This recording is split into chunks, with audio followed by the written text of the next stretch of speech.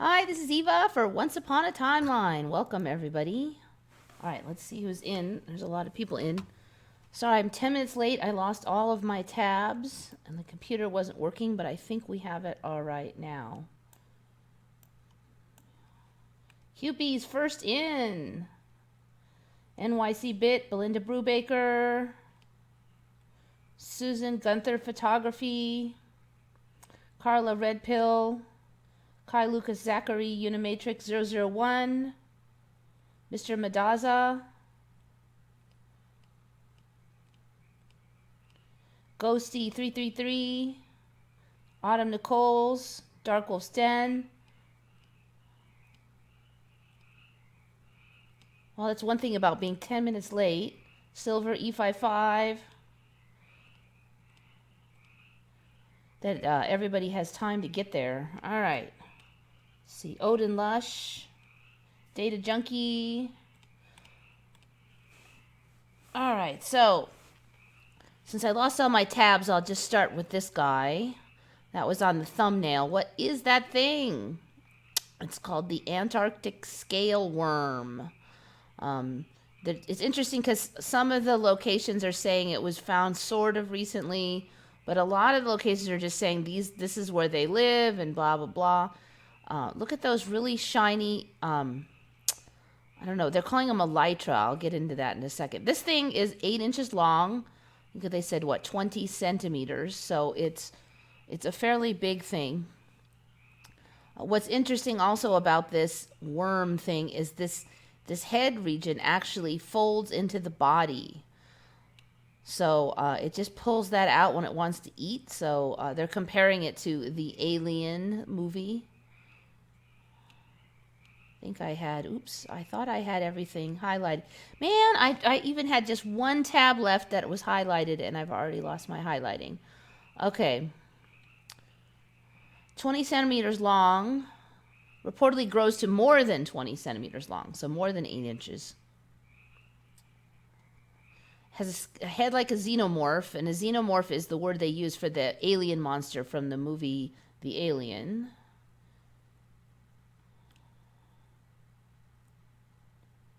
They're characterized by scales that cover their bodies called elytra. I guess this is the scales. It's a very interesting story because elytra used to be just a word for beetle wings. It was the outer coverings of wings of beetles, jewel beetle wings. And I'll show you the very pretty jewel beetle wings that I know as elytra. And I actually sell these on my store. So they're the outer coverings of certain beetles, and they call them jewel beetles. And they come in these colors. These are natural colors here. They're naturally this color. I don't sell the whole necklace. I just sell the wings. Other people can make the necklaces. This one's interesting because they didn't have a tricolor jewel beetle last I checked. But I guess I can't be shocked. Anyway, so I sell these elytra. I researched elytra quite a bit because I sell them and I was looking for sources. For a while, I wasn't sure if I was going to be able to continue selling them because I had lost my source, but I did find another one. The word elytra was only for these jewel beetle wings before. And when I first started buying them, I had to look the word up because I didn't even know what they were referring to. Here's the beetle. I guess that one is probably passed on. They don't have a very long lifespan in their adult form. They live most of their time in larva form. So once they hit this stage, they mate and die pretty quickly. Anyway, so these are beautiful in and of themselves, and I've known about them for about 10 years, so I can't say how long they've really been around. They do seem to be more and more colors of jewel beetles every year. But my point is that there was elytra was never used for a word for scales on worms before. You can see the one thing they have in common here is they're brightly colored, but this looks more like fur to me than scales. They're calling it scales, weirdly. So this, if you look at the wiki now, it says that it's sometimes used beetle for worm scales, and it never was before. It was only the outer coverings of beetle wings. So I know that's kind of a specialized little tiny ME that almost nobody's going to ever know about, but it is interesting to me. Anyways, okay, so you got this guy. All right, the best part that looks like the part that looks like a head with no eyes is actually a retractable proboscis, a tubular sucking mouth part that the scale worm usually turns inside out and folds up into its body, like an actual xenomorph. When it is ready to feed, it unfurls this 7-centimeter long appendage and tears apart its prey with its sharp mouth parts. Okay, so there was, here's the mouth area. That's plenty creepy. But when, I guess this is the stage when the mouth is folded into the body here. Let's see if we can get this thing to run. So I haven't tested any of these. I lost all my tabs, so we're just going to be kind of running wild here on what websites I find, and if they function, which apparently it's not going to. Anyways, you can look those up. I don't think it's going to run. Does not look good at all. Also, it looks like North Queensland has big blue earthworms now. Pretty creepy looking. I'm just going to have to click on that, I guess. I saw that down here. See if I've lost my internet. It's not really budging. Okay, no, I still have internet. All right. Oh, look at that. Beautiful and creepy. That doesn't look real. It looks like it's Photoshop, but you may have never have heard of the Pteris walkeras terra reginae, a giant blue earthworm living deep in the moist soils of tropical North Queensland, but it's the prettiest worm you'll ever see.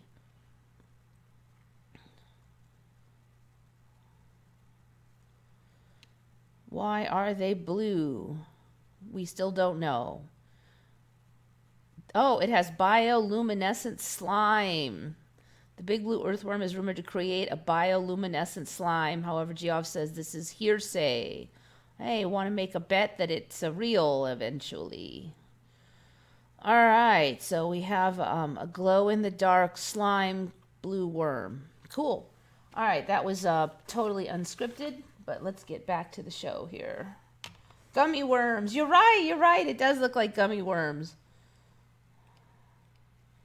I bet I bet the candy makers are going to be excited when they come up with bioluminescent candies.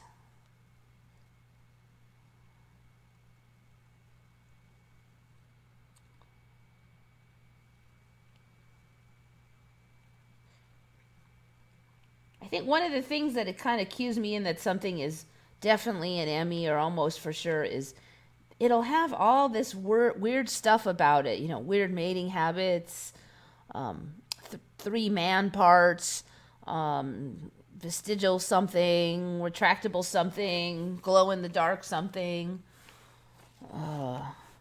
7 stomachs. There's just got to be something weird about it. Okay.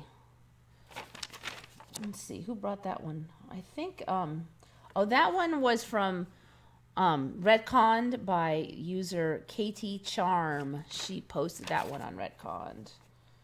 All right, I'm going to do a bunch of logos ones real quick here.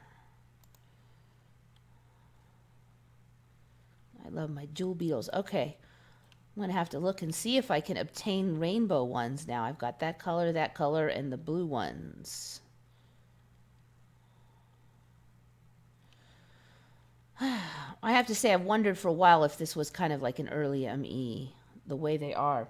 All right, there's not always, I don't do a lot of logo covering, but I did notice just this last few weeks, it seems like the ME has kicked back in.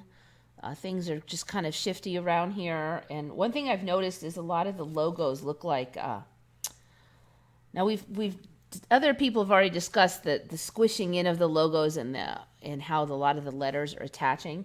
What I've noticed also just lately is a lot of letters are like tipping or bending, like the whole word is. Words that used to be upright. One of them I have been watching for a while now. And since I ship for a living, I kind of notice. USPS did not used to be tipped. It used to be upright, their logo. And I've been noticing that they're just kind of, it's, okay, from your perspective, I think it's this way since it's reversed. But it's just got a slight angle to it now that the lettering and the logo did not used to have. It used to be more upright. So I noticed that one the last month or so. It just seems like in this timeline, logos and wording are just, they have more style, more uniqueness. They're more likely to have little embellishments on them. Sherwin-Williams. Sherwin-Williams paint is a common Mandela effect also because a lot of people remember it way back, and I do think this is an older ME, as Sherman-Williams, and I do remember that myself. Sherwin-Williams, as it is currently called, is starting to get a little bit of tip to it also. You can see it the best in this larger logos. It used to be upright, starting to tip. All right, so there's another one. All right, this one I have been watching like a hawk, so I know that this one has changed. And we have one nearby. It's got the oldest, scungiest sign you have ever seen in your life, this Denny's. And it was absolutely the most lily-white, boring logo for the Denny's. And the sign that we have is older than time. I mean, they must not have a lot of money, but I will tell you that 2-3 weeks ago, for sure, Denny's was straight across. I was specifically have been watching the Denny's sign because I figured if that one changed, there could be no doubt because it was the most boring sign you have ever seen in your life. But it's now tipping like this. So it's going around the corner.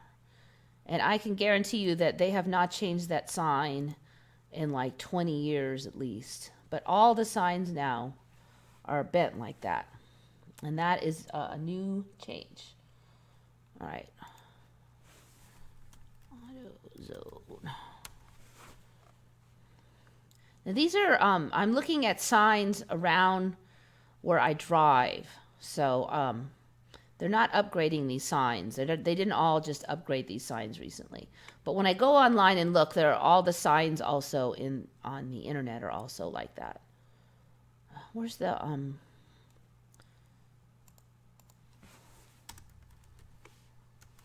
images? There it is. All right, here's another tipper. AutoZone used to be straight. Now it's tipped. And these used to be more straight too. The whole major word there is tipping. That one was not tipped like that. All right, and there's one other I've noticed. It was now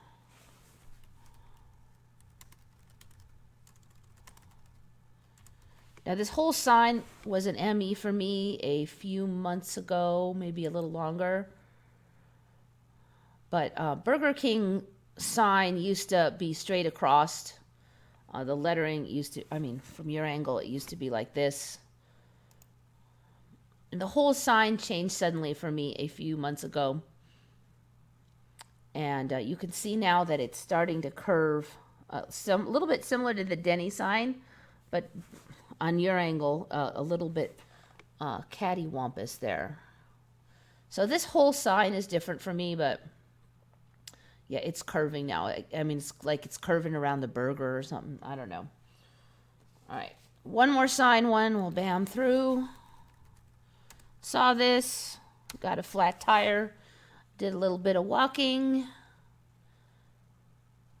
This one's not far from a place I go very commonly. It was not... Let me find the images.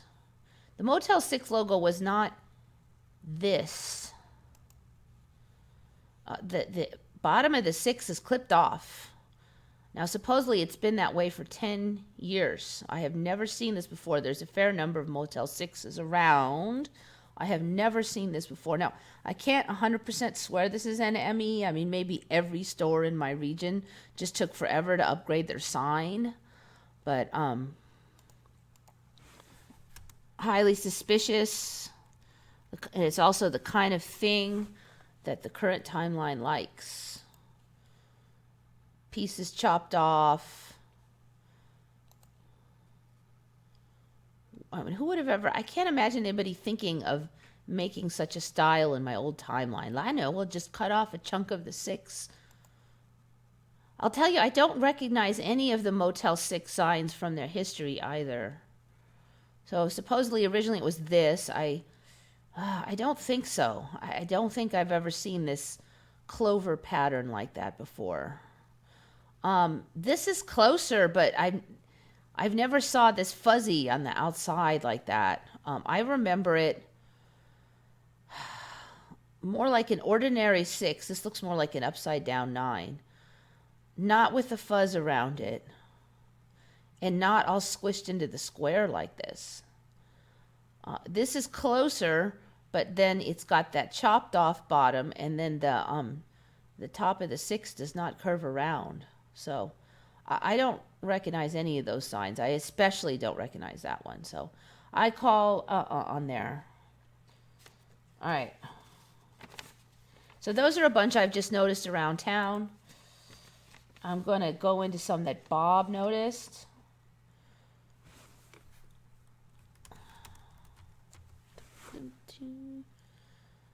I think this is probably right. I won't swear to this one, but I do recall how he remembers it. I actually remember talking about this Mandela a long time ago, but I can't find it anywhere. It's this one-way sign. He thinks that this has been flipping back and forth, so that all the white was black and all the black was white not too long ago, and that it's flipping. I do think that this looks weird to me. I seem to recall it being the other way. This one does not look native to me. Let's see what you guys think. This one here is more common for the area, though, so that makes it harder. But I don't remember this giant ton of black back there. That just looks weird to me. Now, I also remember this being a Mandela like a year or 2 or 3 ago. But I looked up the Mandela history. I couldn't find anybody talking about it at all. So maybe it was a different sign, but I swear that one was one. All right.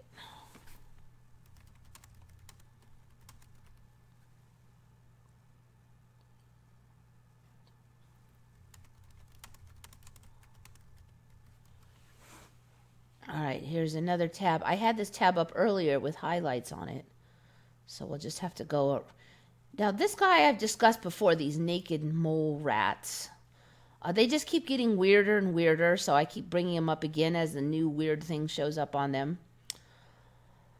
Interestingly, they seem to be in agreement with me here. Just when it seemed the naked mole rat couldn't get any weirder, it turns out the buck-toothed bearskin rodents don't even age. Now, the way they're describing this is different than what we've been seeing, because I've discussed before that some creatures are becoming immortal and that they don't really age. They only die if they get killed by something like lobsters. They're saying that maybe lobsters don't actually age. They're immortal unless someone eats them. So they're saying here, though, that they're not immortal, but they don't really age either. This is weird. This is the first time I've seen this concept. They're basically saying that their risk of dying is the same throughout their life. Like they have a certain % chance of dying. Like, for instance, me, when I'm 20, the chance that I'll die is a lot less than when I'm 60 or 80, because the older I get, the more likely I am to die.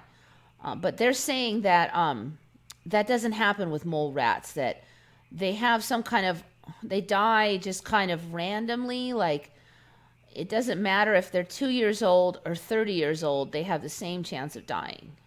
So every year they have a certain percentage chance of dying, and that just keeps exactly the same. So it's almost like every year they roll the dice, and if the dice comes up a certain number, they'll die. And every year their chance of that dice roll is exactly the same as the year before, no matter how old they've already been living. They're calling it like having a half-life almost. It's just weird. Let's see. They saw a pattern that looks like the exponential decay of a radioactive material, constantly declining by the same proportion of the overall number. I've never heard of this one. This is just a really weird concept for aging and death anyways. They found that on any given day, an average rat's chance of dying were 1 in 10,000. So every day they roll the dice, I guess. Most naked mole rats never breed, but the small proportion of rats that do breed fared even better. So the breeding ones apparently die even less, which is counterintuitive. It would be like if humans were equally likely to die at 30 as at 90. Naked mole rats don't go through menopause, so they're able to breed even at advanced age. They generally don't get many chronic diseases.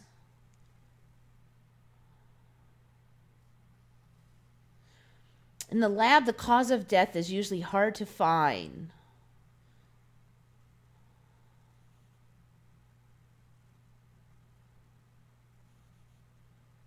We don't really know what's killing them at this point.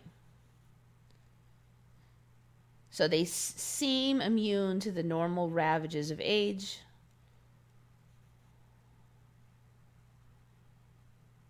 All right, there's one up here about their, I'm sure that they had something about their ability to, here, okay. They can live without oxygen for up to 18 minutes without ill effect by switching over to metabolizing fructose instead of more usual glucose.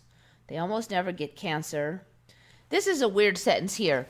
Their sperm is of dismal quality, according to one researcher, yet they are still perfectly fertile.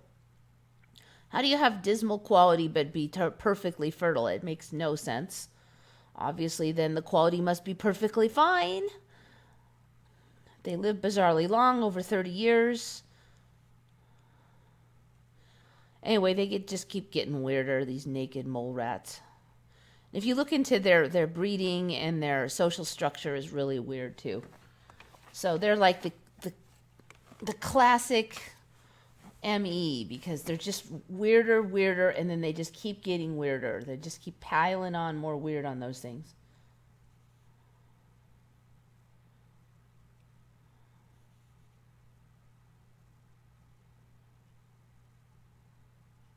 Let's see what you guys are up to here.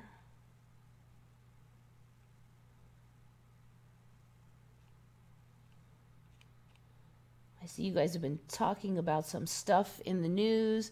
Yeah, I saw that thing where there's some tribe that they keep their dead, like they somehow preserve them. I think they said formaldehyde, and then they just carry them around like they're dolls and stuff. I just saw that a few days ago. Yeah, very weird.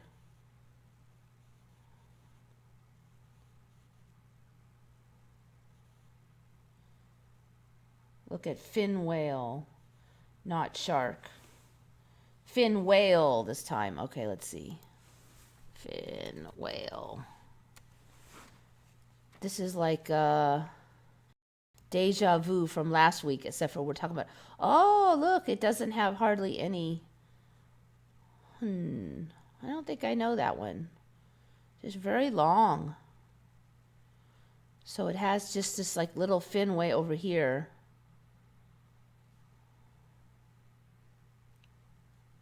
Yeah, no, I think that's just another one of the new ones. It's not real weird looking, but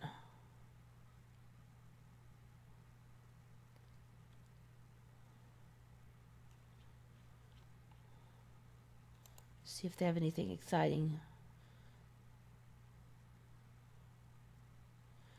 Finback whale or common rorqual is formerly known as a herring whale or a razorback whale. Nope, nope, nope, nope, nope. Second largest species of whale. Nope. Not before it wasn't.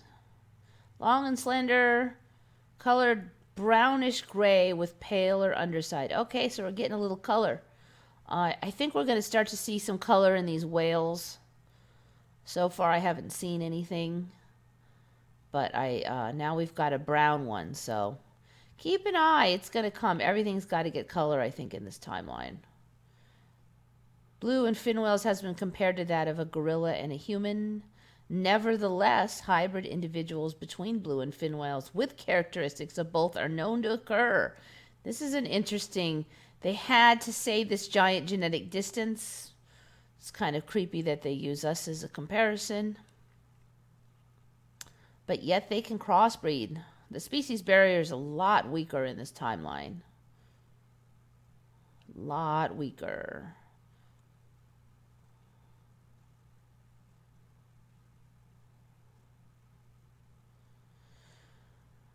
All right, so it's still gray colored anyways.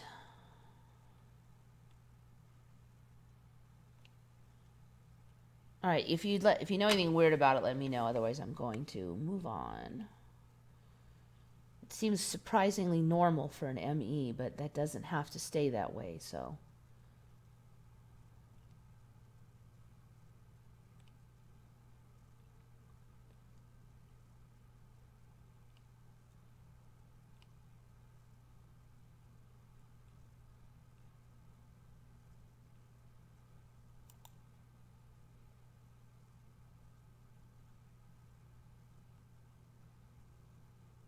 USGS changed their data scales. Now we have negative earthquakes. Negative earthquakes? For gosh sakes, we've got below zero, absolute zero is now negative. Negative scale earthquakes. I think I covered before they changed their scale for hurricanes.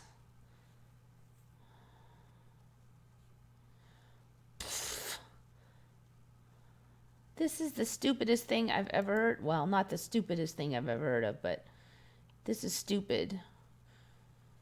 Didn't they changed their scale once, not too long ago. Okay, so small earthquakes now have a negative magnitude. Why? Magnitude calculations are based on a logarithmic scale, so a tenfold drop in amplitude decreases the magnitude by 1. What? Oh.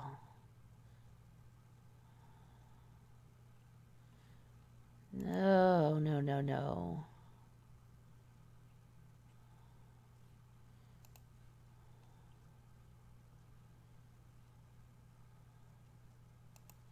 Negative depth earthquakes. Negative earthquakes or negative depth earthquakes? Either way doesn't make any sense. How can you have a negative depth earthquake?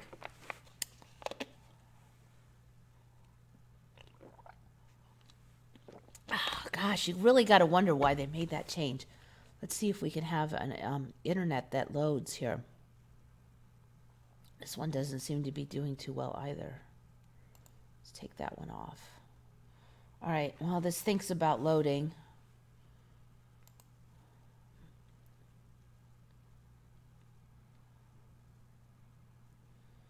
All right, let's see if this one will load. Aha!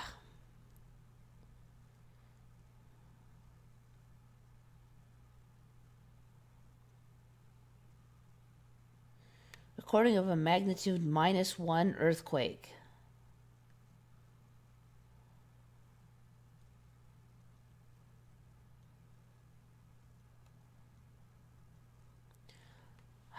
You know, I swear it was just like 3 years ago they said they changed it, but they didn't say anything about negative earthquakes.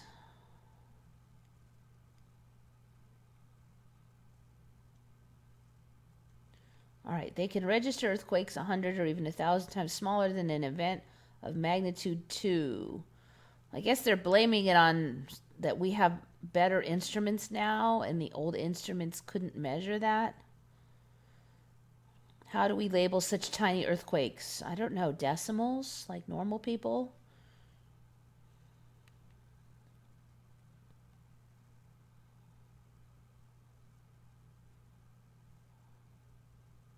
If an event is 1,000 times smaller, its size would be -1.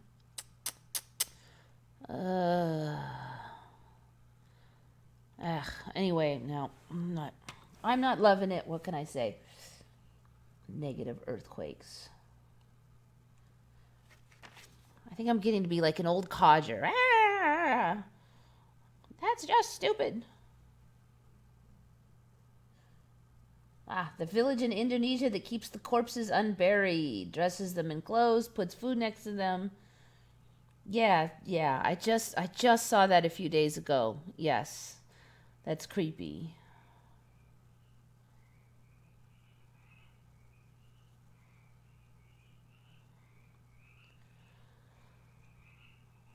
Maybe, I don't know, this timeline, it's just has a lot more of the morbid, the creepy, the weird. Shell has new changes too. Oh, let me check out the Shell logo. Now, there was a big ME about the shell just looking weird. People remember it more like this one without the SHELL in it.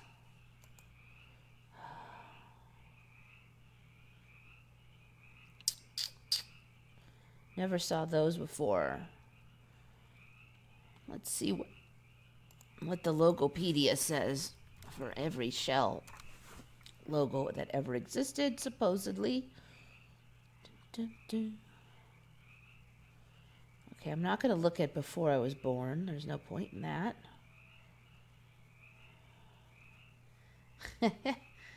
Ironically, supposedly, this one has been here for my entire lifespan. It's been this one, which I say, Nope, nobody nopes. This one's pretty new. Last few years. Okay, I know this is a tough one because I didn't really memorize the new version. I know that this whole thing is different for me. But I'm not sure if it's changed like in the last few years since then. I'm not noticing anything really obvious, but I hadn't really locked that one in my brain.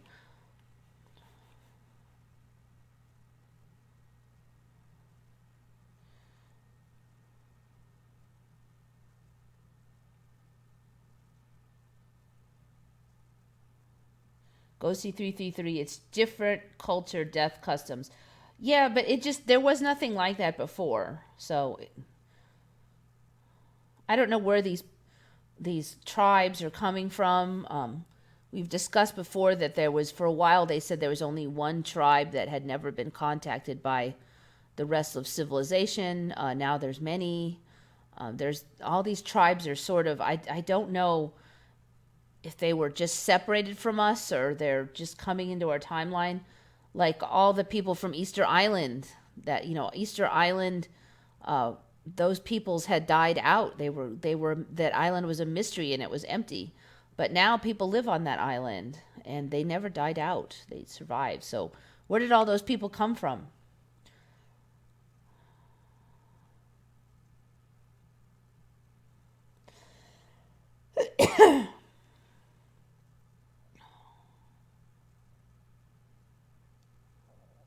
We burn people and then keep their ashes in cans in America. How is that less morbid?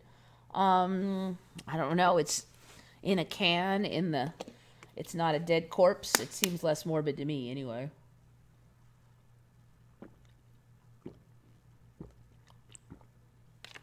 I mean, let's face it, most cultures either bury them or burn them or something. So it's the standard is to bury the body or get rid of it somehow. Say goodbye. The font has changed and the proportion of the circle is bigger for shell. Oops. Now my throat is conking out. Go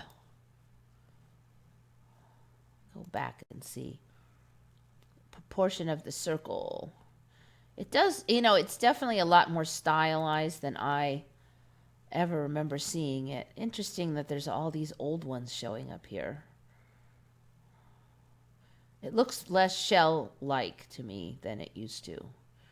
The old logo that I grew up with, it looked like a shell, like more like this. It didn't have that word in it, though. And that's not exactly right, but it's a lot closer.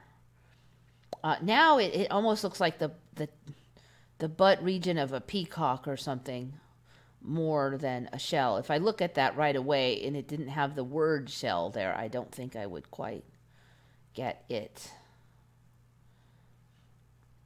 Okay, well, anyway, I can't swear it on recent changes on that one, but there have been a lot of recent sign changes locally, so I think that the ME is kicking back in.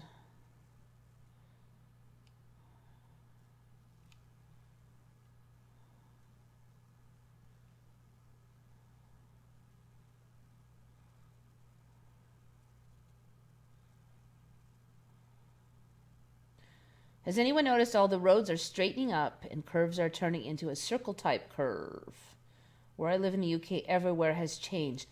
I don't know if it was you that said that. Somebody was on here saying that before. Or, you know, maybe it was on one of the comments.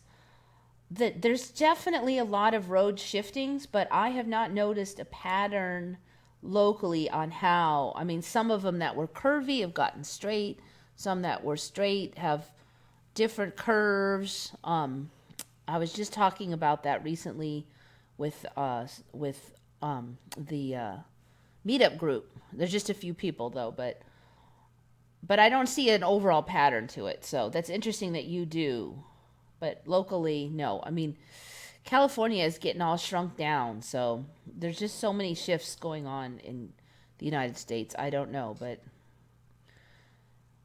that's definitely something I've really noticed is just you're driving and, like, for instance, today there was a big white lit area driving home on this road that I never saw before. And so when I got up to it, it was a big area of it was a lighting for a little field, like a play field for a school. The thing is that school's been there all this time, and those lights have been on every night since forever, for years. But the road only now lines up so that when you're driving down it, you can see the light up ahead. It used to be that the curve was different, and the light would be off to the side, and you wouldn't see the lights until you got right up on them, and then they would be on your right. But now, the way the road curves there, you look right down the road and you see them. And there's just been so many examples of that where you see new things because of the angles of everything. Stuff that used to be hidden now is visible.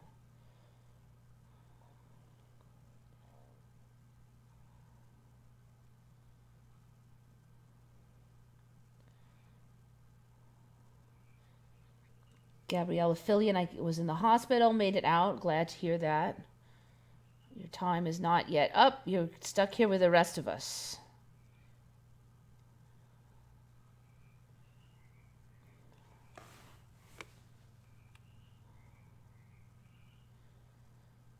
Was the whale shark considered the second largest? Whale shark is an older ME for me. There was no whale shark before.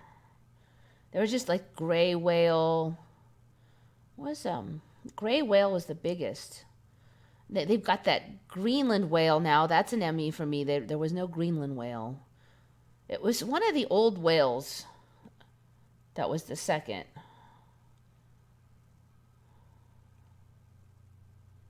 What is the biggest whale now? I'm sure it was gray whale before.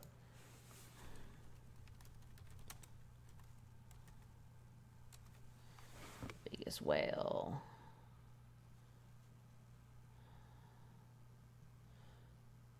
Blue whale. Okay, so right whales were in my timeline. Blue whale is supposedly the biggest.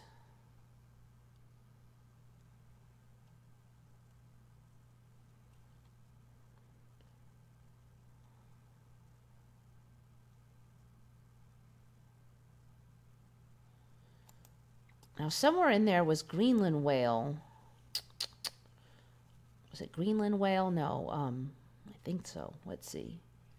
Blue whale. That might have been what it was. It might have been blue whale, not gray whale.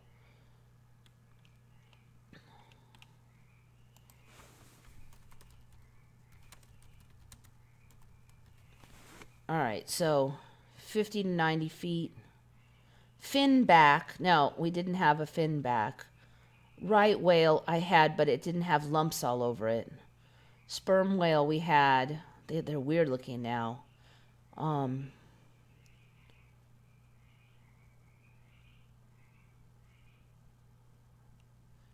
the humpback whale looks like it's got some weird fin thing going on, too. I have to look that up. Bowhead whales. Ooh, those are weird. Ah. So bowhead whales live longer than those. Huh, weird.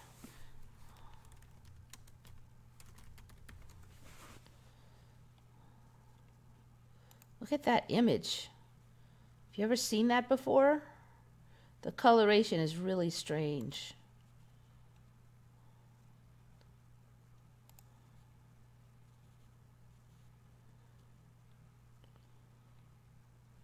The heck?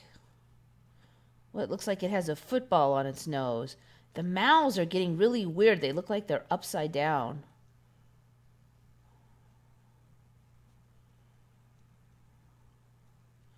Look at that. Weird, weird, weird.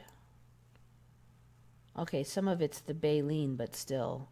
See, look, it looks like it's an upside down thing. And then this white on the nose.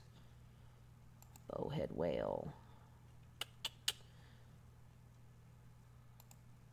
Look at the coloration there. They're working on coloring these things. They've colored all the penguins, or almost all have color now. I'm waiting for the whales to get color. It's coming. Look at that. They look like they're upside down. That is really weird. All right, I forgot which one I was going to look up. Anyway, I could go on forever, but I don't think that was not number 2. It keeps changing. It's impossible to keep up with it. The view from windows in my hometown all have very different views now. I was obsessed with birds when I was young, so I was always at the windows. Yep.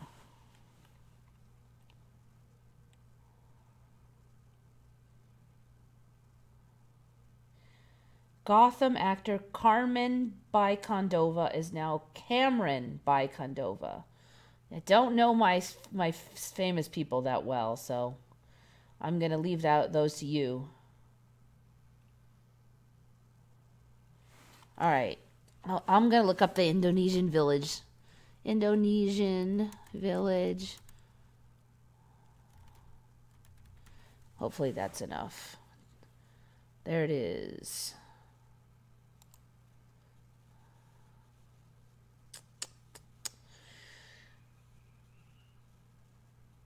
Well, we get a load here. Treating relatives' corpses as if they were alive.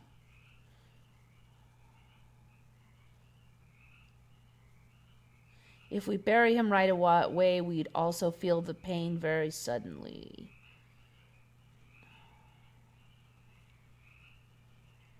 All right, they're not really showing them holding the corpses. I saw some images. So supposedly, they preserve them somehow, but they may just kind of carry him around. I didn't really read the whole article, but I got the gist of it.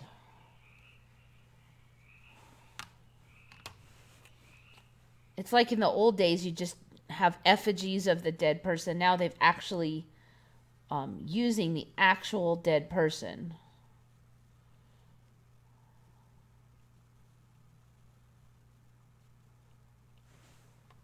All right. Zombie chic. I gotta have that word in there. Okay, so they're dressing them up. Yeah, I think that we probably would have heard about this thing before now. I mean, they have normal clothes on. This is not some village out in the middle of there.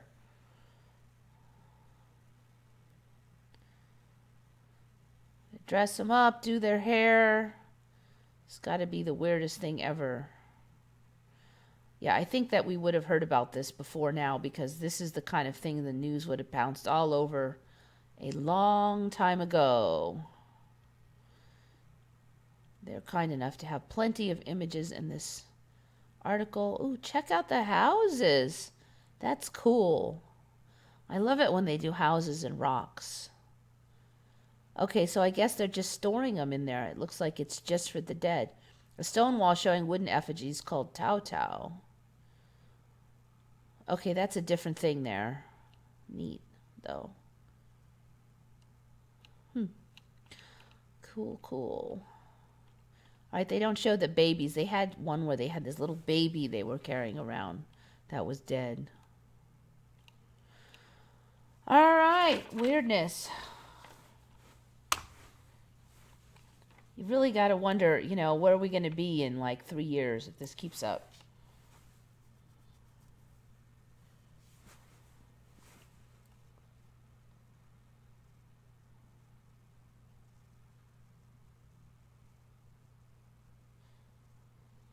I still maintain I see dead people line change in scary movies. A slam dunk. There are so many slam dunks for me.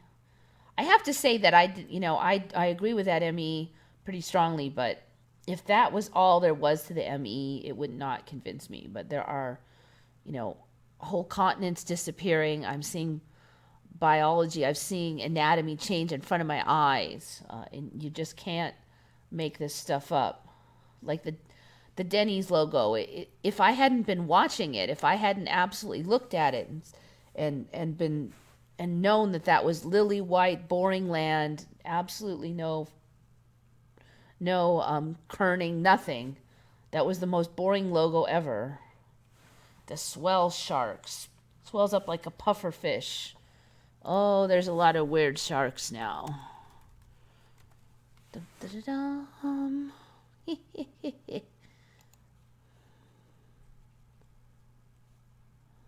Oh, look. An inflated swell shark. Psh, there's so many weird. The latest alien sea monster. Yeah, where did they all come from? I'm telling you, you can't think of evolution the same way after all this. I really have to wonder if stuff just shows up.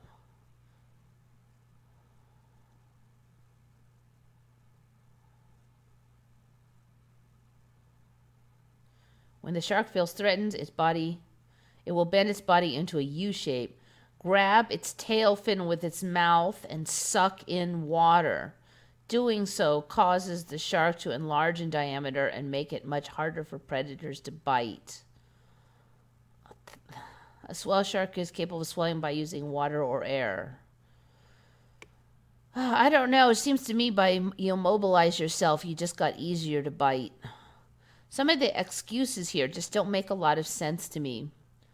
I just can't imagine there's going to be many cases where something could eat you before, but if you inflate yourself a tad with air, now it couldn't eat you. And if it's biting you and you're like reaching around and grabbing your tail with your mouth, all you're doing is getting slow and easy to bite.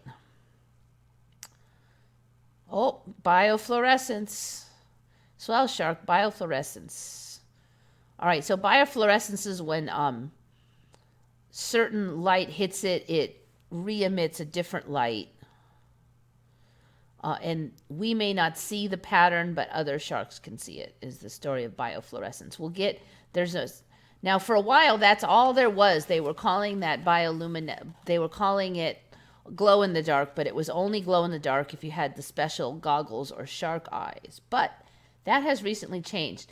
Now, when this biofluorescent thing first came out, I looked for real glow in the dark sharks because I'm like, they're coming. They're coming. Well, they were not there for. I've been looking for 2 years, but Bob Bobertson found them just recently. Let's see.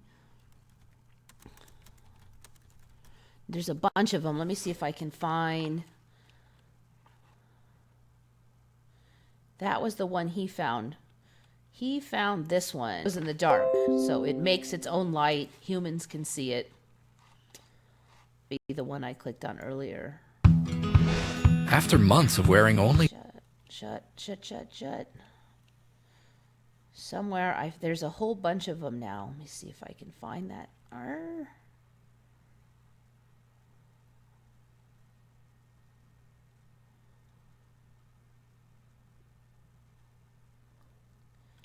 I had it saved, I swear.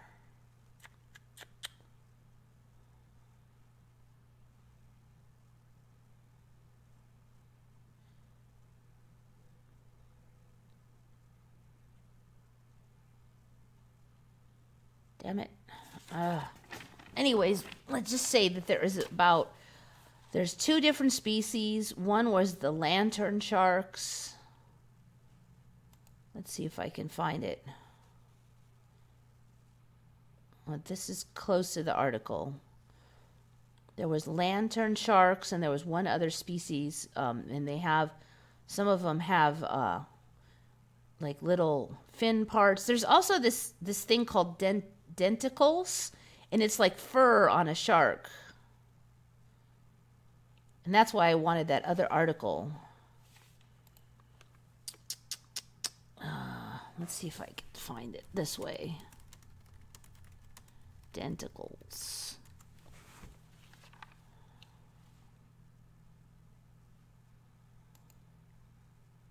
This might be the one I saw before. Yes, this is the one.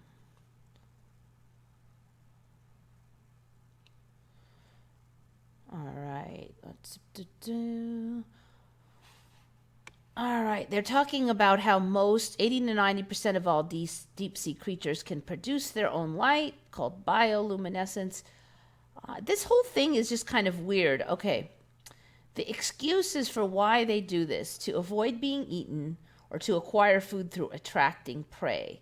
All right, if you attract prey with your light, don't you attract predators with your light? So how can that be to avoid being eaten? The light is going to be attracting predators. You're not going to be avoiding getting eaten. So those 1 and 2 are kind of mutually exclusive to me. 3, communicate with members of same species. That is the only one that makes any sense to me, really. The rest just seem like excuses. Look at that creepy looking shark. The black regions of the velvet-bellied lantern shark are covered in light-emitting organs called photophores. So this is legitimate glow-in-the-dark here. It's not biofluorescence, it's bioluminescence. And that bioluminescence is the one that humans could see with their regular naked eyes. So, So now we've got multiple ways that they do it. It used to be when they first came out with this glow-in-the-dark, everything had like glow-in-the-dark bacteria harnessed inside their cells. But lately they're saying that hormones melatonin and prolactin can be responsible for short-term glows. Melatonin for short-term and prolactin for long-term glows. Some species of lantern shark even go as far as to have bizarre hair-like skin denticles to maximize light emittance. So now we've got glow-in-the-dark hairy sharks. It gives them an almost furry feel. We've got furry sharks now.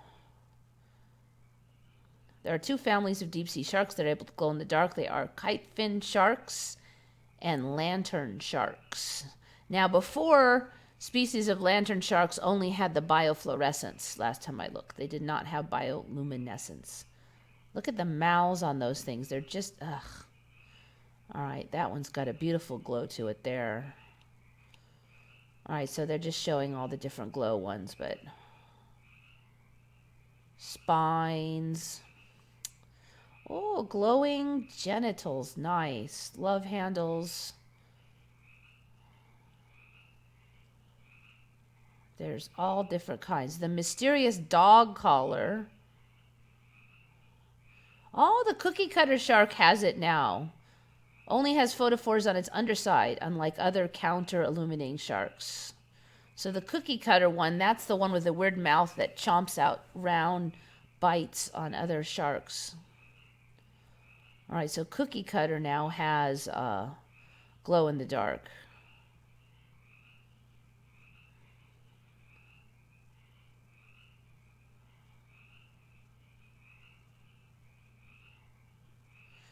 Anyway, okay, so basically there's a ton of them now.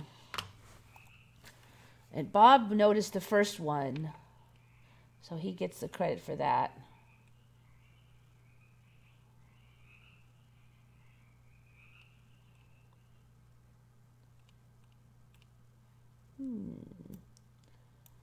Looks like lost the updates on the chat there. Let's try refreshing that. All right.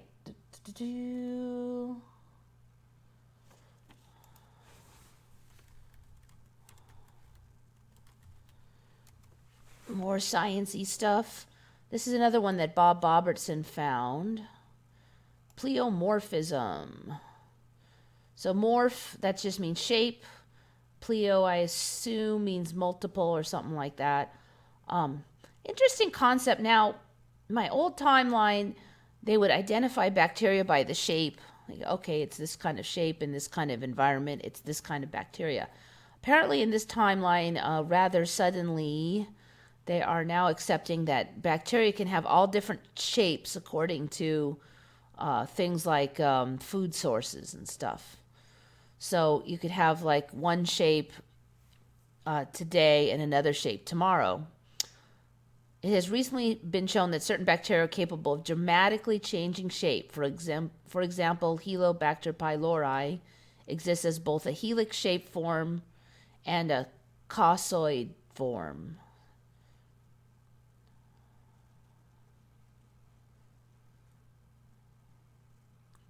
Other factor that affects pleomorphism is their nutrition.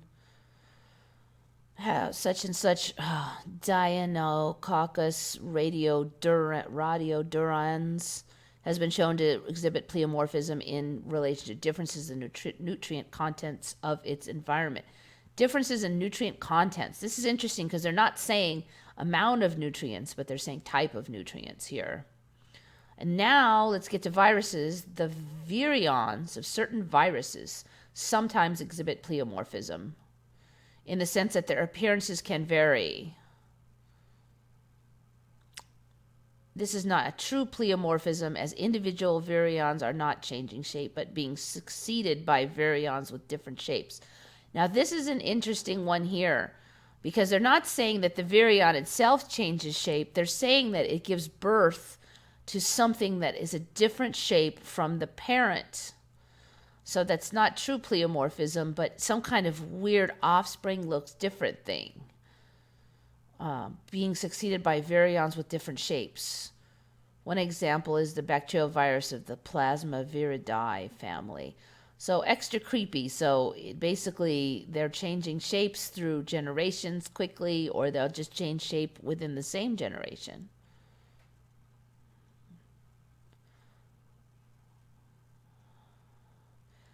I'm looking for a sentence that was here before when I had the first tab up.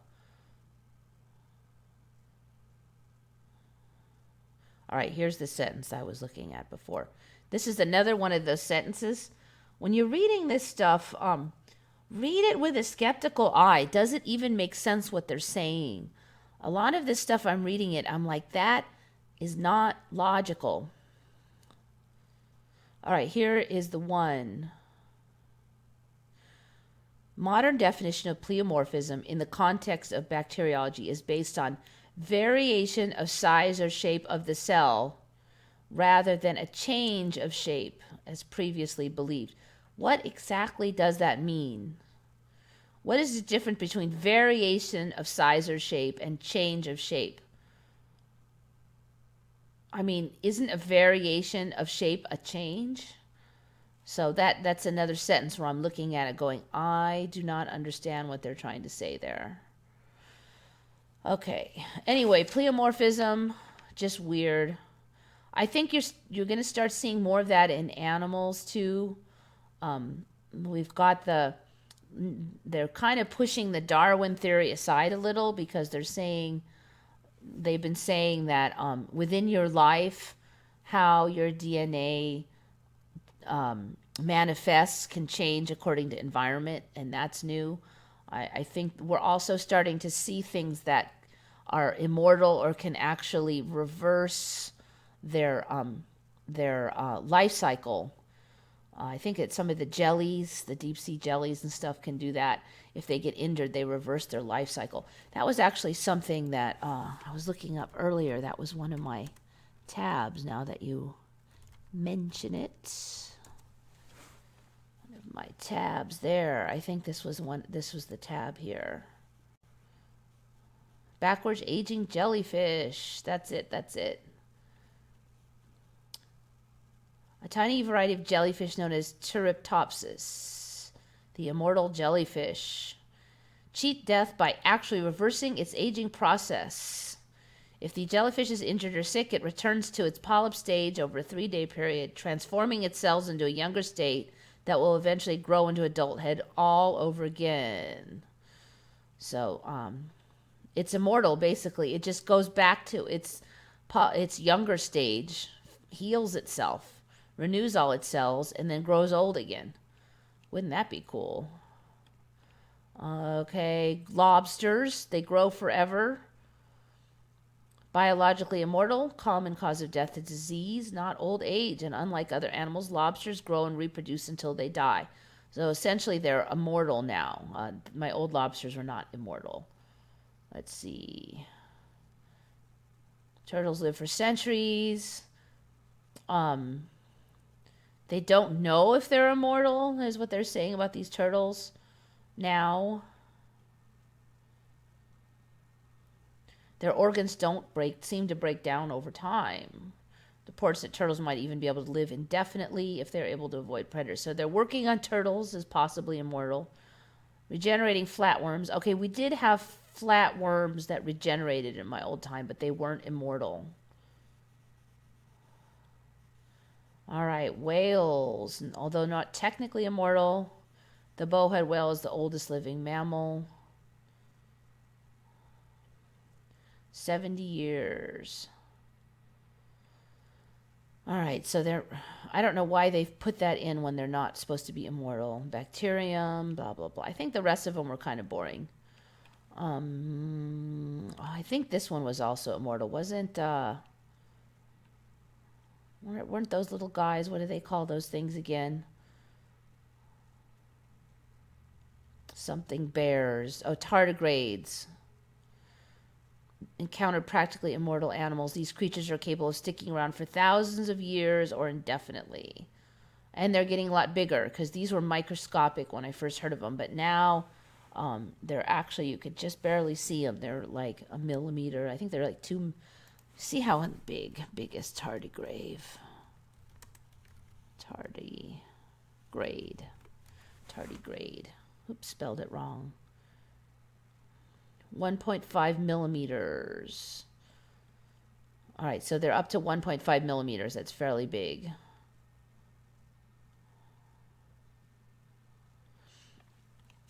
So they're not microscopic anymore. They're still tiny, but keep an eye on those. I think we're going to see those get larger.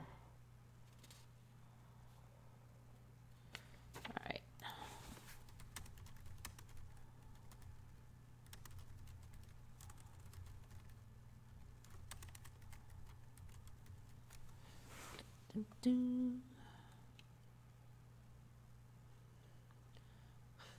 This is funny because this is not the one I was looking for.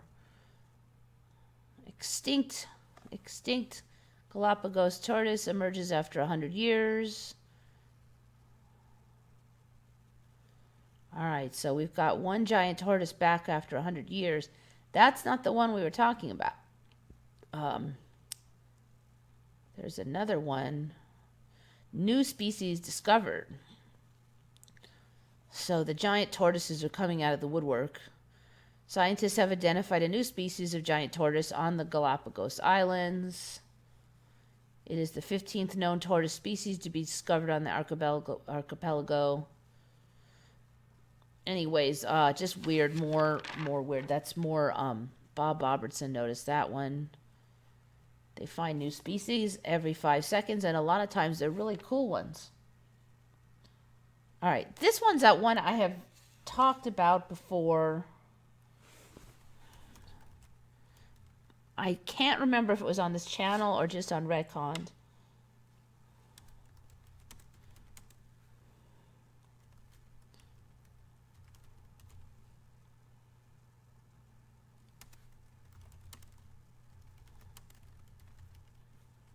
Okay, that should be enough.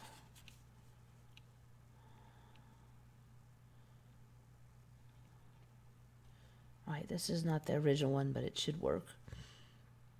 All right, this light pillars. They're kind of like rainbows, apparently, supposedly alignments of ice crystals reflect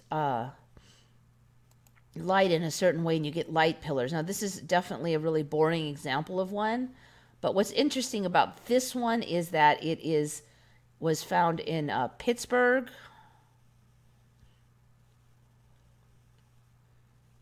Supposedly there were a lot of calls of people going, what in the bleep is that? Because they've never seen one before. Now, when light pillars first came out, they were like way out in the Arctic, some kind of freezing tundra kind of thing. You saw. So the difference here is now we're getting to where they're starting to come into the main cities of America. And although this one is kind of a dull one, I will show you what we could get.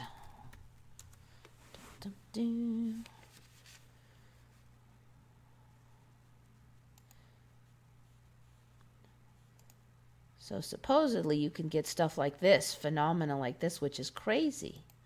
That's crazy. Can you imagine if you saw that? You'd think the aliens were beaming people up or something. Look at that.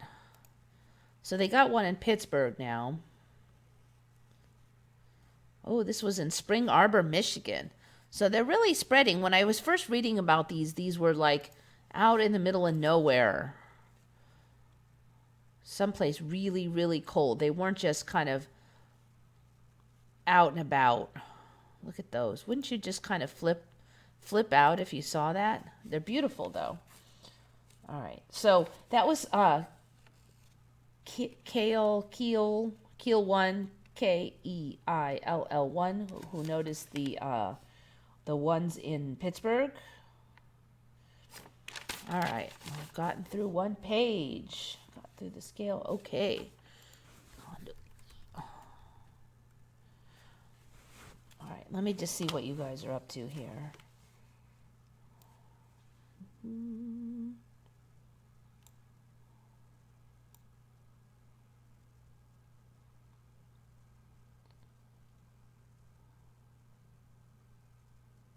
I don't want to go back to school, high school, or university again. Oh, yeah. If you have to go back to childhood, do you get to keep your college graduation? I would imagine that hopefully... Yeah, can you imagine all the trouble we'd have with IDs and stuff? But officer, I'm 75 years old, I swear.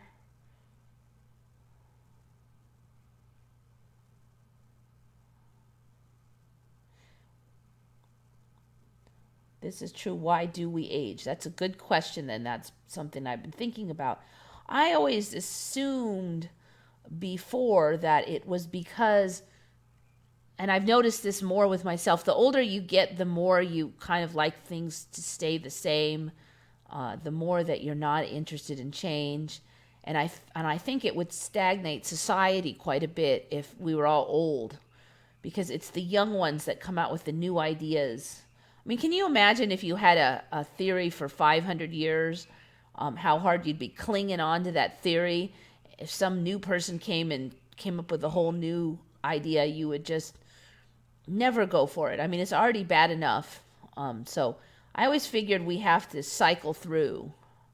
a certain number of old people to kind of keep society glued together, and a certain number of new people to sort of stir things up and come up with new ideas. So I always figured it was that. It was for the sake of society, that if we lived too long, we would just stagnate. But now I really don't know. I mean, that was my reasoning before.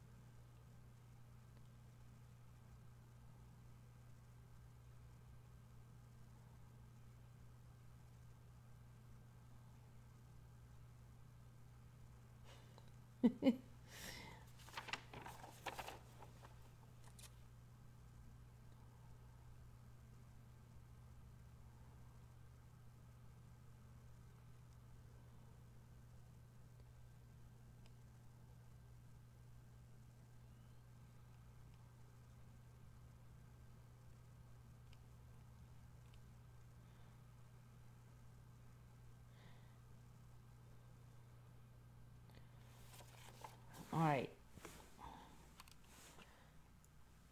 We're going to go back to the Devil's Tower thing again.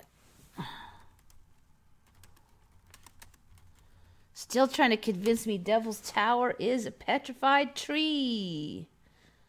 Oh, cool.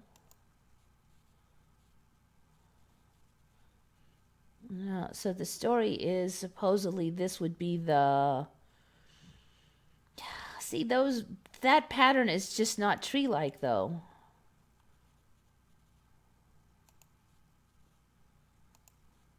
When I talked before about how petrified logs look, they just don't have that pattern.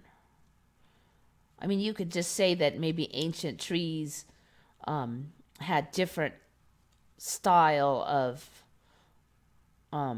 growth or whatever, but then, I don't know, I just don't buy that just because it has a shape of a stump doesn't mean it's a stump. I do think that the Devil's Tower is getting weirder and weirder looking, though. I did not used to have that much lining like that on the outside. That's interesting. The lines have definitely... It did not have they're calling them the basalt columns. That's not the only place that has the basalt columns. And all the other places do not look like a tree. So that's another argument against it being a petrified tree. Let's see if I can find there. See, this place also has the basalt columns. There's a number of places. There was just one for a while, but and there's just miles of these basalt columns here. They're not in a tree shape. Very cool, though. So if Devil's Tower has basalt columns, this is Garni Gorge, Armenia. There's so many that have it now. Wow, look at that. That's all. I have not seen those before. And the other places don't have tree patterns at all. So to me, that's just arguments against basalt columns being a tree pattern. Look at that. Look at that. Weird, weird, weird. They're just getting bigger and bigger and more. Look. Definitely not. Wow, look at that one. Los Orgonos. Los Orgonos.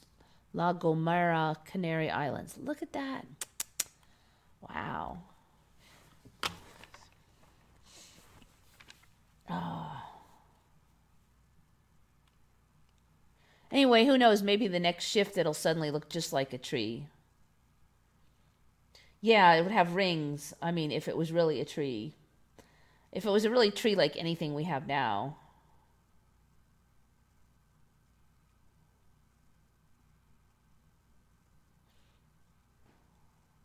They spoke of silica pillars that no longer exist. Silica. The word silica. I mean, that's... Basalt is not really a silica specifically. I mean, they would just say it's rock pillars then, I think. But, who knows? Maybe they'll show up. Maybe it'll switch. Maybe it's a work in progress. I mean, even if they do say it's a tree now, oh, look, it's a tree. I mean, it's an ME to me. Did it ever even exist like that? Just because it looks like it now? I mean, it wasn't in my old timeline, so I don't know. Superb bird of paradise. Yes, we've had those on. The ridiculous looking bird with the smile. Have you covered humans being bioluminescent? Do not believe so. That is by Bill M.E.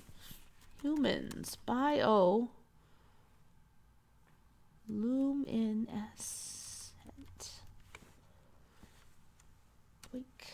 Humans. Okay, I think I have read about this one. You can't see it. I have seen mention of this one. That we are like tiny, tiny, tiny bit bioluminescent, supposedly. Emitting a visible light in extremely small quantities at levels that rise and fall with the day. The body emits visible light 1,000 times less intense than the levels to which our naked eyes are sensitive. In fact, virtually all living creatures emit very weak light, which is thought to be a byproduct of biochemical reactions involving free radicals. This visible light differs from infrared radiation, an invisible form of light, which comes from body heat. The body glow rose and fell over the day, with its lowest point at 10 a.m. and peak at 4. Interesting. I hadn't really looked into it. If you can see the glimmer from the body's surface, you can see the whole body condition. Oh. Weak emissions could help spot medical conditions. Yeah, that's a very good point that I hadn't considered. Very interesting. Pretty soon they're going to start saying we can glow. This is my prediction. I mean, I don't know, but I bet you they're going to start saying that in some situations we might glow visibly. You've heard things like that in the spiritual circles, people's eyes glowing after a spiritual experience. So now we're starting to see science starting to back that. Oh, interesting.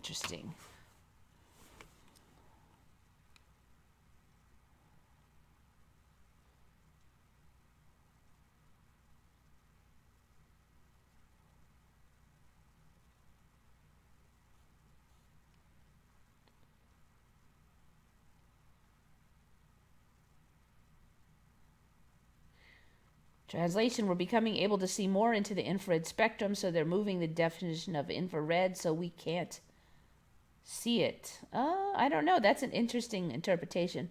I do think the eyes have changed, but the body has changed also.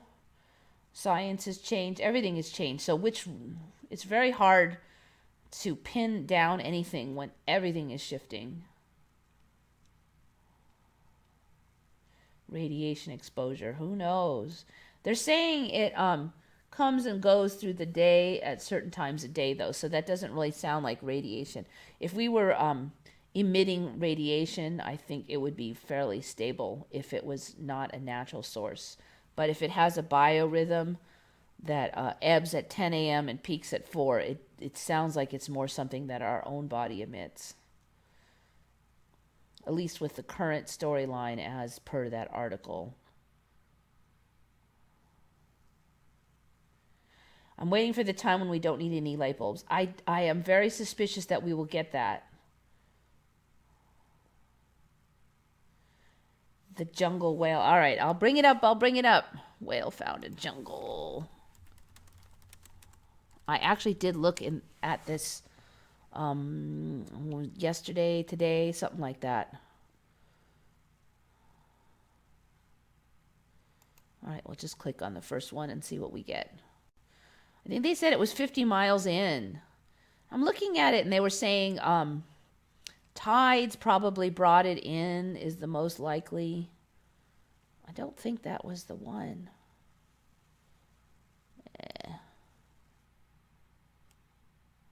Depths of Brazil's Amazon jungle. 10-ton mammal was found in the jungle undergrowth on the island of Snow-nadoes, which sits on the mouth of the Amazon River.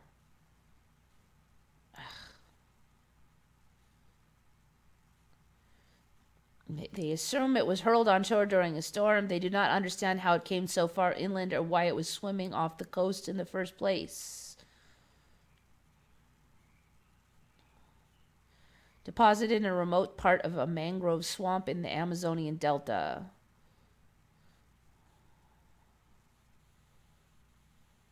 All right, that is not the whale picture I saw before. All right, that might be it.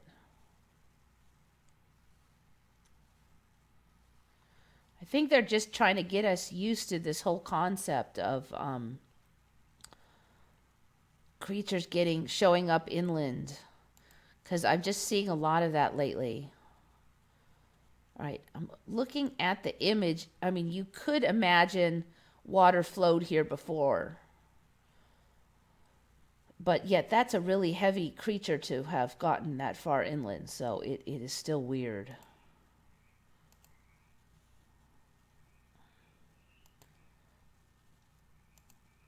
It does look like someplace where water could have gotten, but 50 miles inland, I mean, you'd have to know, does water normally get that far inland? I mean, the locals would probably know something like that. That's not something I would know, though. All right.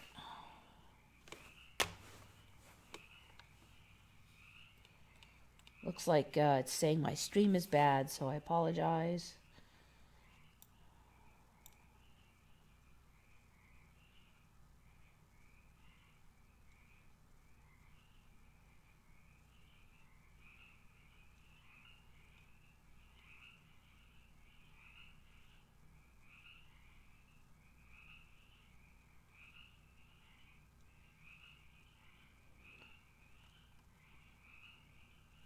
I thought it was 50 miles from the beach, not 50 feet.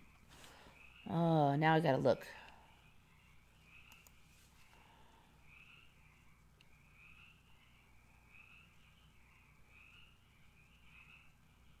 Oh, now it's saying 16 yards from the beach.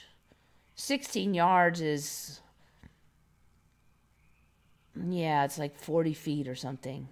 That's not that far. I thought they found one like miles inland. I mean, if it's just 16 yards, you could definitely just have a tide, like a big storm, throw it in. I mean, you're going to wonder what it's doing in that region of the ocean, but I don't think it's that weird.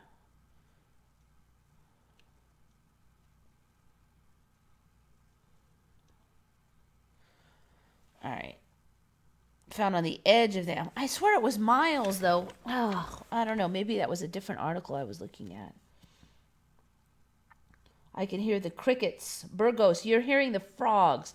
That's something I wanted to mention. Somebody had mentioned on the comments last week you could hear the frogs and then they go and then they all stop.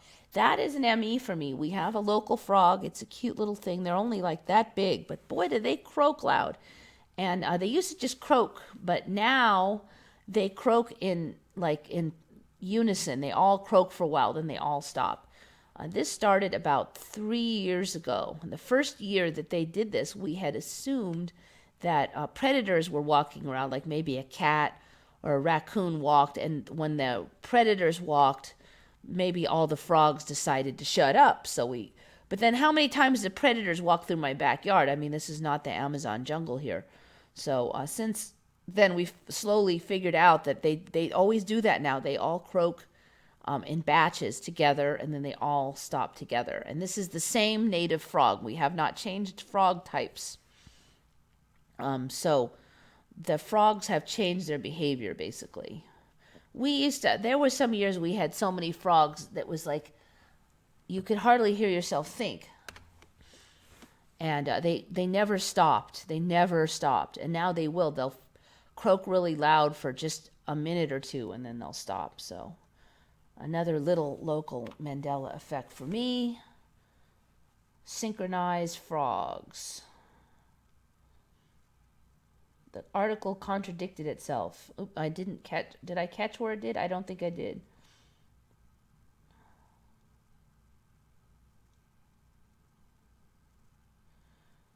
was wondering which of the two likely places for Atlantis it is gonna end up.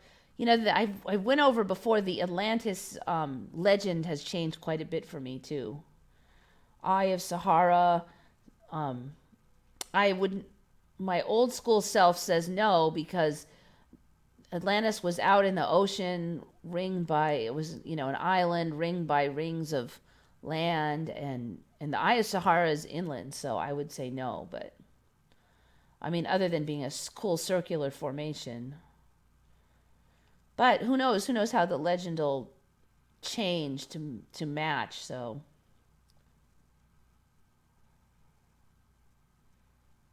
anyway, they didn't have a spot for Atlantis before, but this timeline does.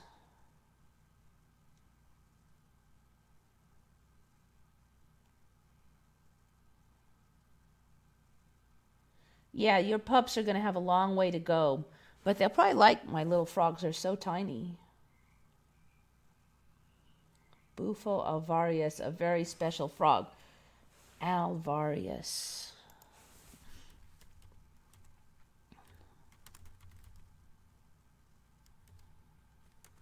Bufo alvarius frogs.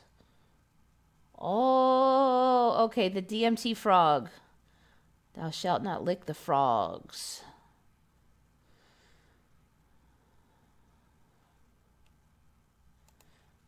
I wonder, is it really like pure DMT?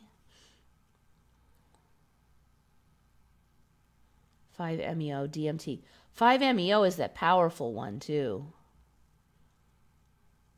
I do remember the joke about licking frogs. I just never really looked into what drug it would yield.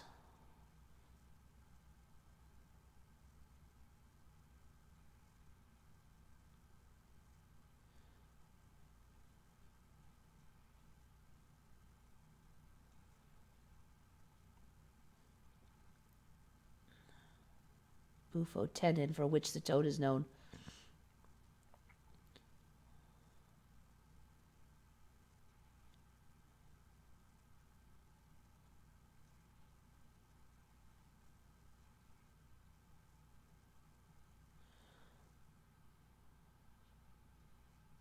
Outlawed in California since 1970. So can you have these frogs or not? Huh.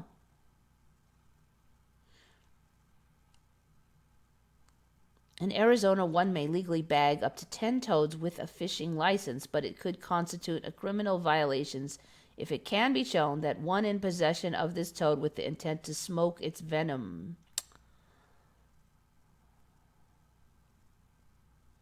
You cannot remove the toad from the state, huh? In California, has been designated endangered, and possession of this toad is illegal. It is unlawful to capture, collect, or kill, or blah, blah, blah, blah. Interesting. Okay. See, what's interesting is I heard about the licking of the toads, but it was like in Africa, it was some weird exotic toad. It wasn't a Californian toad. I never heard of such a toad being here in California. That's what really shocks me. It was like Africa. This is the Colorado River toad, apparently. Oh, weird. Actually, I don't know how Bufo alvarius got me to Incilius alvarius. Maybe it's a secondary name. Oh, what a trip. Man, that's not super far from here that they're found either. You look at this map. I'd be like right here. The way drug stuff's going, they'll probably legalize DMT pretty soon anyways. DMT-5, yep. Yeah, California, exactly. Arizona, California. Looks like it's mostly in Arizona. Belinda, yeah, sorry. It looks like the stream isn't that great today. Wait, let me see what it's saying now. So yeah, you can get your DMT toad now in, stream's okay again, sorry. It was saying bad stream for a while. So yeah, you can get your DMT from frogs in Arizona now, apparently. A lot of people have been really suspicious about the sudden rise of DMT. A lot of people have never heard of it. A few other people are saying, oh, it was always there, but it was just not well known. But suddenly DMT is, it's just kind of exploded, the whole concept of using it. DMT as a drug is very interesting. I don't have any firsthand experience, but I have definitely been reading on it. So basically, it's nicknamed the spirit molecule. And when you take it, you're said to, if you take enough, you are said to kind of travel to another dimension or something, passed out of this version of reality. And you often speak to some kind of spirits, aliens, creatures, guides, that kind of thing. Even more than ayahuasca, apparently. So it's just a very interesting drug. And all I had really heard of was LSD for a long time, and then the ayahuasca thing was sort of the spirit drug for the longest time. I'd never heard of DMT, so I don't know. I'm not a drug expert, but it is interesting.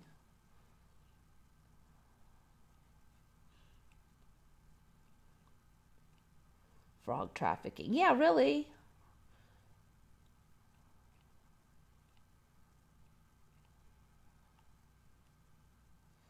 Yep, I get DMT dumped into me and see aliens for real. Supposedly, you definitely can.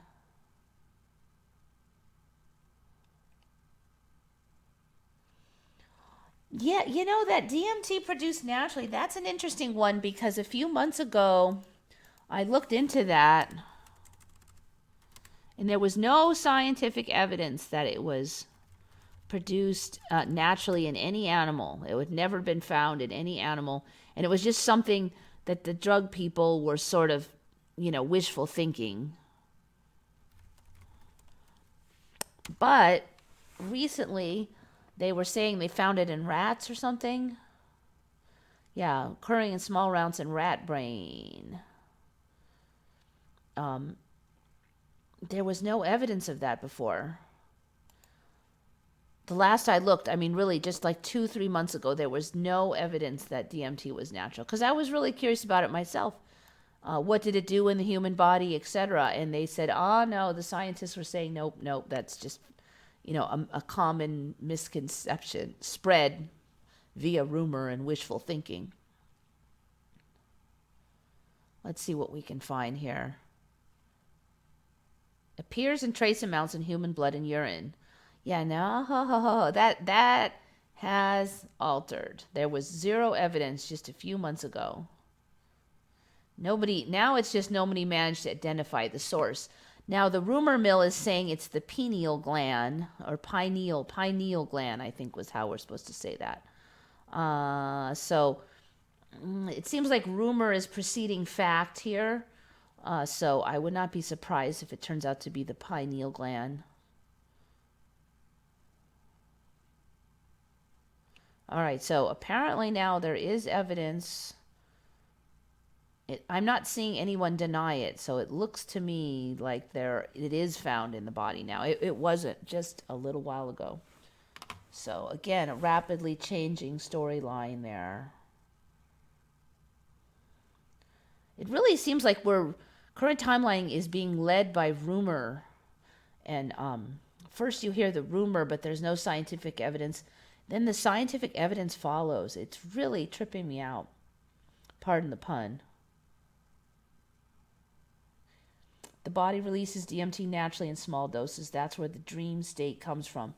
Yeah, 3 months ago, there was zero scientific backing for any of that. I tried DMT to see the aliens or whatever. It's the only drug I do because I heard it doesn't change your personality. I have heard that DMT can be addictive, so consider that if you have addictive personality. Also, I've heard it can be intense. You can have bad trips. You can have post-traumatic stress disorder from the intensity of a bad trip.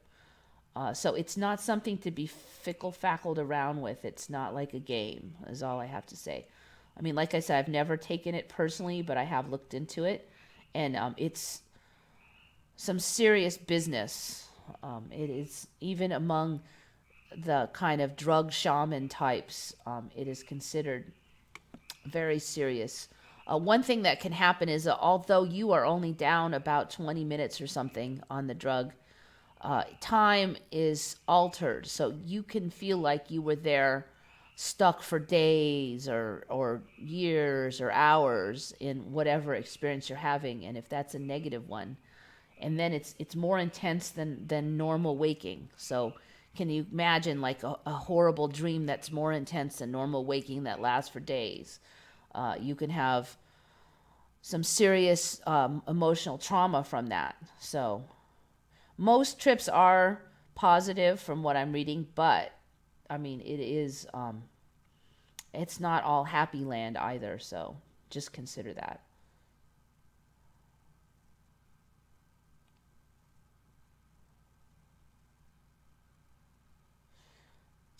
Bubbles does not want to see aliens. See, I would definitely consider it for the aliens. But, there's the other issues you have to consider.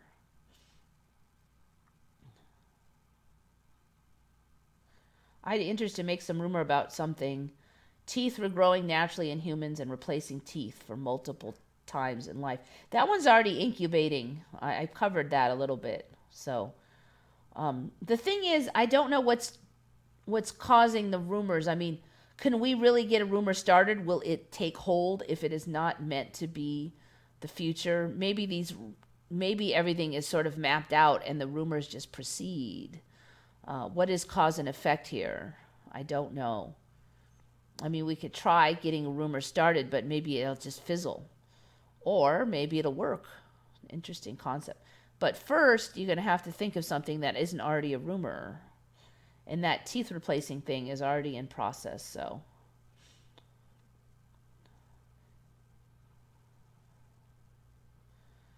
Another thing is pretty much anything cool is sort of, humans regrowing, cures for all the old diseases, glow in the dark stuff, colors. Anything that's cool is sort of in process, it seems like. I mean, almost anything cool you could think of. A problem is there's also icky stuff in process, but. Rule of thumb is that if you are suspicious or overly inquisitive by nature, then you will have a bad trip. I don't know. I mean, why would anybody take DMT if they're not overly inquisitive by nature? I mean, don't you have to be pretty curious in order to take drugs? I mean, the only other option is if you're running away from reality or something.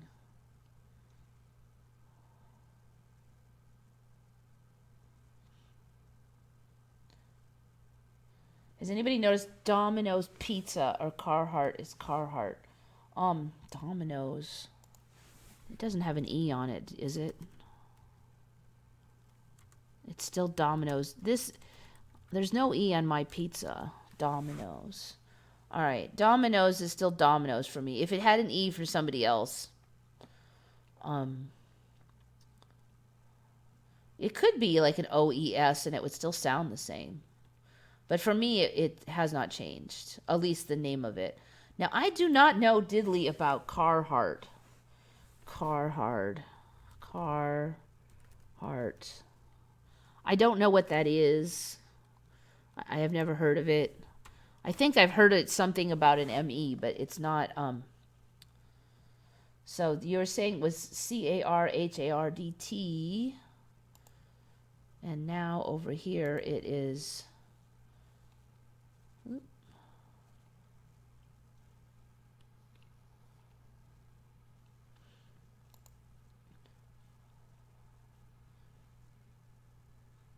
It's an apparel company. All right, so I didn't know about that. Maybe it's men's stuff because it's not really anything I know. So CARHARDT is the supposed old version, and now it's ARTT. Whatever you guys think on that one, because I am just not familiar at all with this company. And then, I don't know, did the logo change? It's good to look at other stuff too. So whatever you guys say, I don't know. It looks like this is mostly a men's apparels company, which would explain why I have no familiarity with it.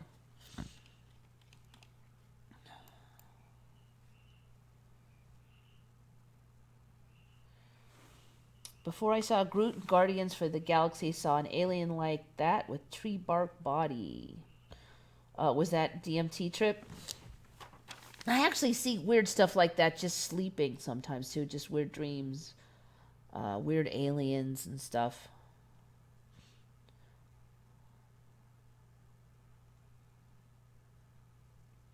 I did try it on Redcon, and within 2 days, a lot of articles popped up in the past, but after I stopped talking about it, the progress seemed to slow down. Oh, that's interesting. So you tried the rumor mill thing. So maybe you have to just keep cranking on it. Yeah, when I sleep, I sometimes see like aliens or whatever and talk to them. But it kind of seems like not real in that when you wake up, dream world seems like the dream world. So apparently with DMT, it can seem a lot more real. But supposedly some people just lose it right after they come back and they don't remember. So maybe it won't be that different. I don't know.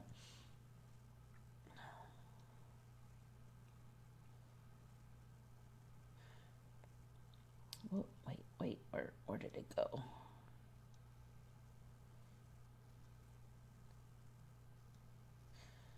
Here's something I think not currently in process. People getting downloads with tech which doesn't exist yet, so they discover it and make it public domain, and a lot of people profit from it. Okay, so that kind of goes. That statement, I'm not sure exactly what you're getting at, but if you look at stuff like meditation theory and stuff, they have you go in and then you try to see where your ideas and thoughts come from.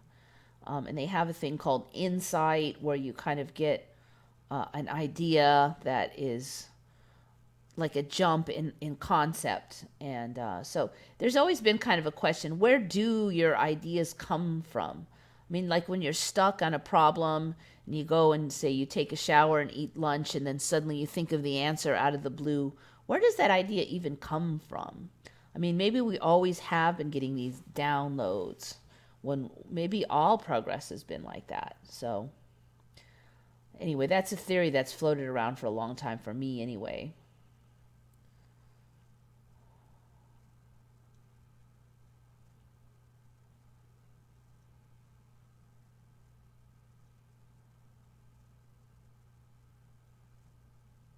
I saw a mantis one, and then years later I saw one in Ender's Game that is a real alien. Yeah, I don't know. I've seen all kinds of things, and um, they one time there was these little short childlike. They were like aliens, but they had a glass dome of where their head was, and I don't know what was behind the glass dome. Like it's like they had little spacesuits on, and they glowed. They were like super blue, and they glowed blue. They were literally bioluminescent blue. There's super blueness. That was one I saw. One time I saw literally it looked like something out of Egypt. It was like it had this giant alligator-looking head, but the head was even like longer, and then it looked like a human for the rest of it. That one was weird because I was sort of floating and looking at it, and it suddenly, like, it knew I was there. It glances at me, and it seemed like it just decided I was utterly boring or something, and it just lost interest in me. But just stuff like that I see. A lot of it is not really much of interest other than that there's a weird alien there. Once everyone realizes DMT is on a frog in Arizona, they'll be extinct soon. I don't think so because I think those are an ME, and when MEs come up, you just get more and more of them. And I think we'll find that Mr. Bufo will be 50 states wide in their territory very soon.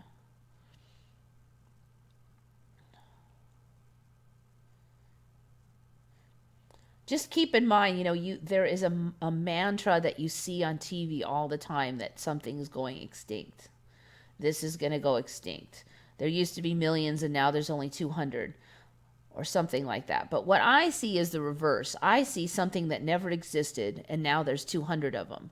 They're saying there was a million of them before, but there were none before. It's like what I see is the opposite of what they say. So I'm very suspicious now. Like somebody was saying, we were all going to die from the ozone layer, and now the ozone layer is fine. Just things like that. They say that stuff's going to go extinct, but every last thing that ever was supposed to go extinct in my timeline, there's more of them now, or they've made a huge recovery or something. So just because the mantra on TV is that it's going to go extinct, I don't follow that anymore blindly. I look on that with suspicion.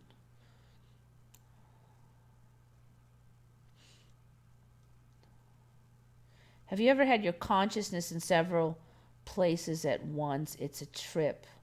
I don't know. There's multiple ways I could interpret that. I could talk on it a while and it would be a long thing.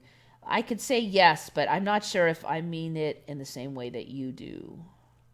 And a lot of this stuff just happens like when I'm half asleep. I'm afraid of drugs I don't need or want. Yeah, even drugs under a doctor's order, I'd be very cautious. Be sure to do your research on those because they don't always know all of the side effects. They don't have time to study them for hours like you would. But yeah, there is definitely dangers in drugs. They can be addictive. They can be damaging. It's a little bit of a Russian roulette kind of a deal. I mean, except for that, with Russian roulette, there's nothing good that comes out of it. You can have good things out of drugs, but it's risky. It's risky. That's why I don't tell people to do it, but I won't tell people not to. It's something you have to decide on your own. I definitely would stay away from the really dangerous ones, though. Absolutely stay away from meth and, those nasty ones, cocaine, that kind of thing. Some of the other ones, yeah. DMT is risky. I mean, if you really are addictive personality, you can get addicted to DMT, but most people don't. But the risk with DMT, nobody's ever died from it, I haven't heard. It's fairly safe that way. It's not super addictive, but you can have a really bad experience and then be really traumatized from it. So that would probably be the most likely danger for that particular one.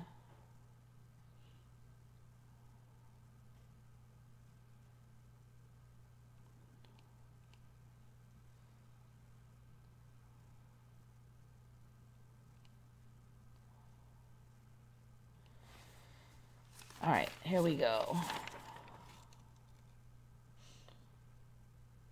All right, here's what I was going to talk about. All right, so you guys decided on Carhartt. I think that I've heard of that one. I think that that's an Emmy that's been discussed before. I just don't know that company. This one is, somebody mentioned this one. Condoleezza Rice. Do you remember how to spell her name? Condoleezza Rice. For you Americans. American political scientist and diplomat. Served as the 66th United States Secretary of State. Second person to hold the office, blah, blah, blah. How do you spell her name? Because for me, it sure as heck did not have 2 freaking Z's in it. Well, who has 2 Z's? The only word I even know of that has 2 Z's is pizza. I can't think of a single other word that has 2 Z's.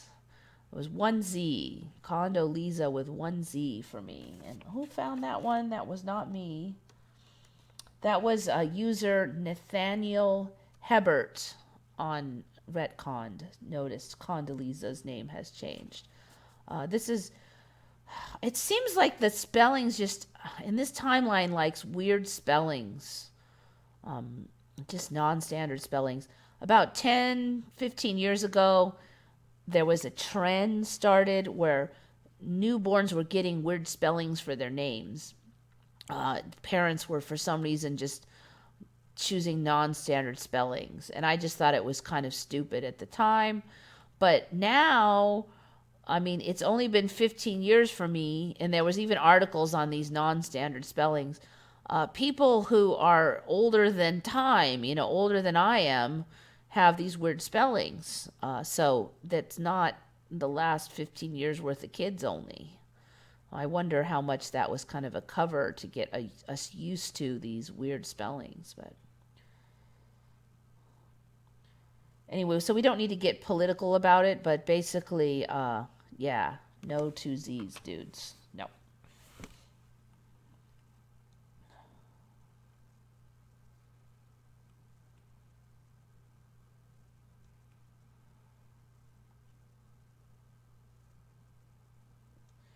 Her name did not have ZZ. Yeah. I wish I spotted that one, but I have to give that credit to someone else.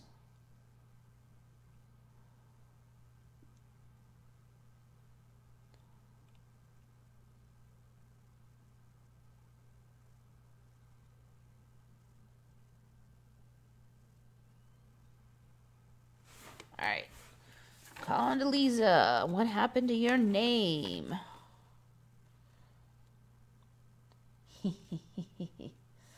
All right. This one, I think, this one has been making the rounds, and I'm not the first person to cover it since it started a couple days ago. Ooh, that's a better, ooh, interesting. Okay. The Snow-nadoes. Now, this is interesting because when I looked into this a couple days ago, I did not find this one. Super rare snow-nado caught on camera. That was from 2015. Boy, there's a whole bunch of them now. I just looked a couple days. Excuse me, I've got hiccups now. So one of these showed up somewhere recently. Ooh, look at that. I was just looking about Guerneville, California because of the flooding, and they have a snow-nado. So it's a tornado mixed with snow, apparently. Never heard of it until just a few days ago, and was in the news somewhere. So I kind of got pounded by people pointing this out to me, but I do watch the news, so I had caught it. Interestingly, the original one that I was looking at, I'm not finding. At that time, I found almost nothing on Snow-nado.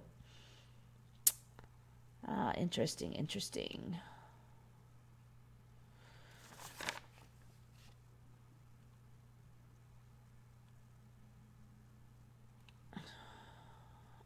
But yeah, anyway, this one's been covered by a couple people. But, okay, so the person on Retcon that noticed it was Coffee Clown, user Coffee Clown, COFFEECLOWN. So good find, although it has been gone viral very quickly. All right, this one tripped me out. I have been watching for this one for a while, ever since the weird fire nado.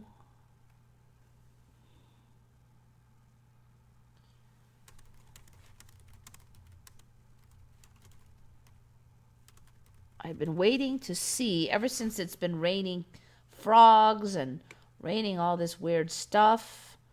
I've been waiting for the shark-nadoes, and it looks like we have them. A vicious tropical cyclone has thrown dead sharks onto the shore. Nobody seems to want to call this what it is, a real-life sharknado. The sharknado is, of course, when a cyclone that has become infested with sharks exacts destruction on a populated area. This rare phenomenon gained public attention after the 2013 documentary Sharknado. Sharknado was not a documentary. It was a stupid movie. And it was not a rare phenomena. It was a ridiculous, stupid movie. So, I don't know. But you know, so many large objects are being carried by cyclones and storms now. And weirdly, they somehow manage to be selective in what they slurp up and throw down. Anyway, so it looks like we're working on real life sharknadoes. That's all I have to say.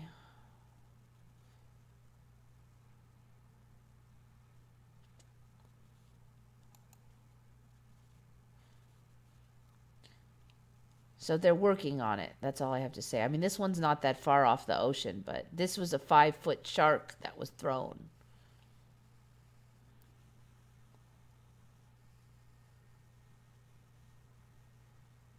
A bull shark washed up and stay out of floodwaters. Anyways, I think they're working on him. That's all I have to say.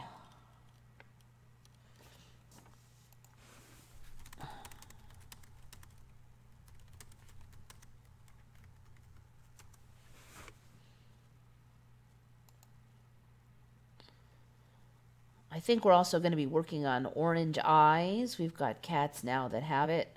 When you think about it, it is not that far from brown. See if this thing will load for me here. 6 hours later. Meanwhile, I'll see what you guys are up to. What if the stories of people living 64,000 years in inspiration? I think we're already working on living longer. So, also the days are so freaking short. 2 years is like 1 year now. Come on, little kitty. Anyway, this cat has cool orange eyes, if it'll ever load.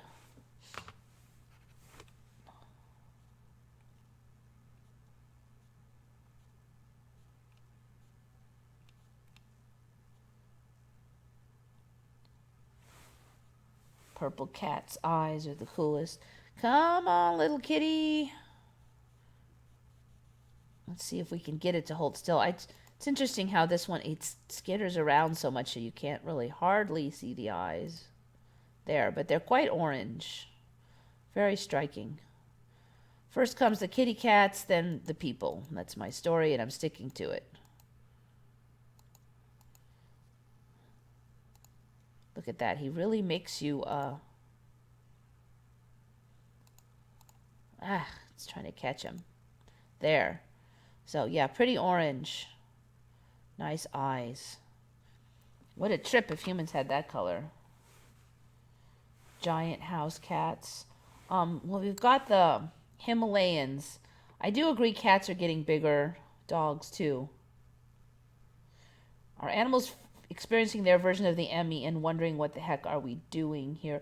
I bet animals would just go, that's weird, whatever. But, you know, the anatomy in all the animals has changed quite a bit. A lot, just like humans have. I just can't see animals spending a lot of brain power on it. I think they just, whatever, they just deal with it.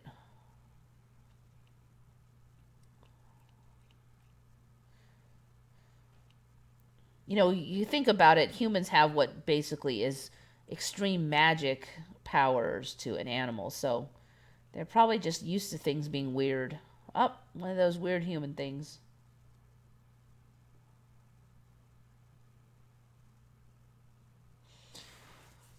Okay, now what's next? All right, I've gotten kind of deluged with this one. That it suddenly was in the news. Oh, let me just go right here.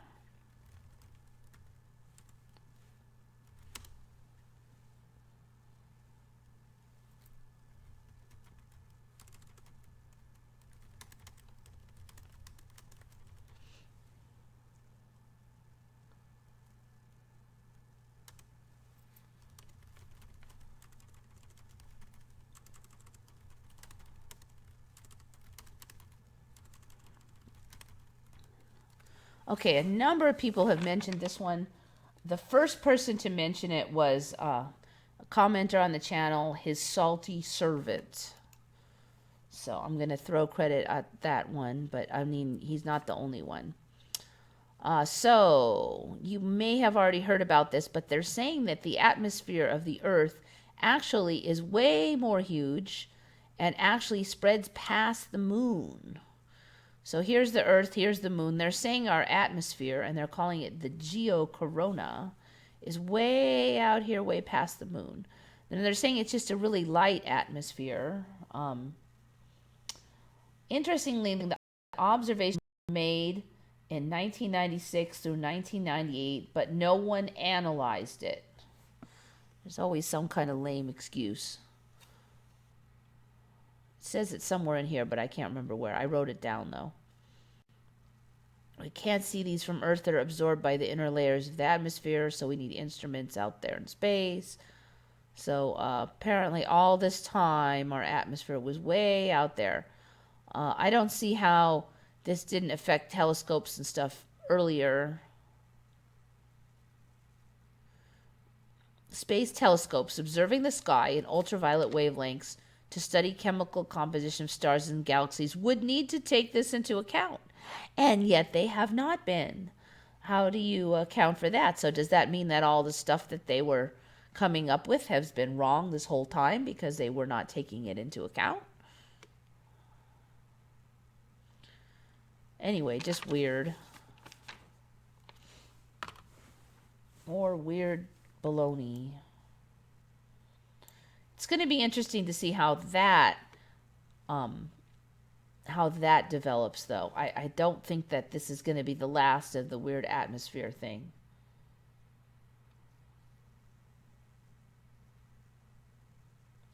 If the moon were in the atmosphere, friction would slow it down, not to mention heat the surface. Yeah, they're saying it's like a really, really thin atmosphere. At least they are right now. But all that stuff you just said about the friction and the heating, that is assuming the old physics hold and that the old physics that we were taught is 100% accurate. So you really have to consider everything on the table at this point. All that you've ever learned was taught to you by the Matrix. Are you sure that everything is 100% accurate? Like they said in the movie, was it Neo, I think, said, well, human bodies can't act as batteries. So he was doubtful of this whole battery theory, and then they told him, but it's the Matrix that taught you that they can't act as batteries. So do you know that the whole friction and the heating and all that, do we know for sure that that is exactly how it works? I don't think we can say we know for sure. And, physics could change and they could say, oh, it's such a minor amount or whatever. There's 100 ways they could get around that.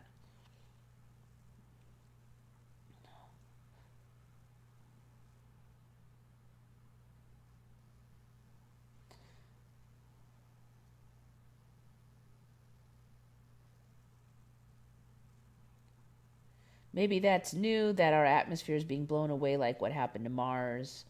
Yeah, but Mars is getting more atmosphere. They've got rain now. They've got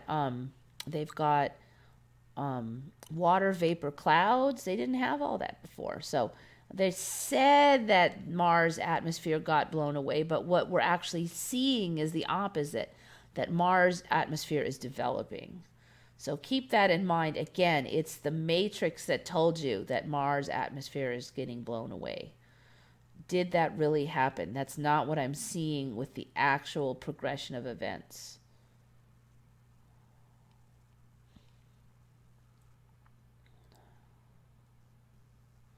How can there be a blizzard on the valley floors? But as I drove into the passes, same temp, but just rain on the passes. The weather has been really weird. We had some winds that, like, some stuff is whipping around and other stuff is just sitting there like there's no wind. It's snaking around. The way the wind acts is just weird. It used to be when it was windy, my hair would blow in my eyes and I'd be pushing against the wind. Now it could be super, super windy, but yet on the ground, I barely notice it. It's just weird. It's been a long time since the wind really even pushed on me. walking on the ground. Yet this last year, we had a lot of things fall over that have never fallen over. Things that are on the ground, too. I can't even sort that mess out.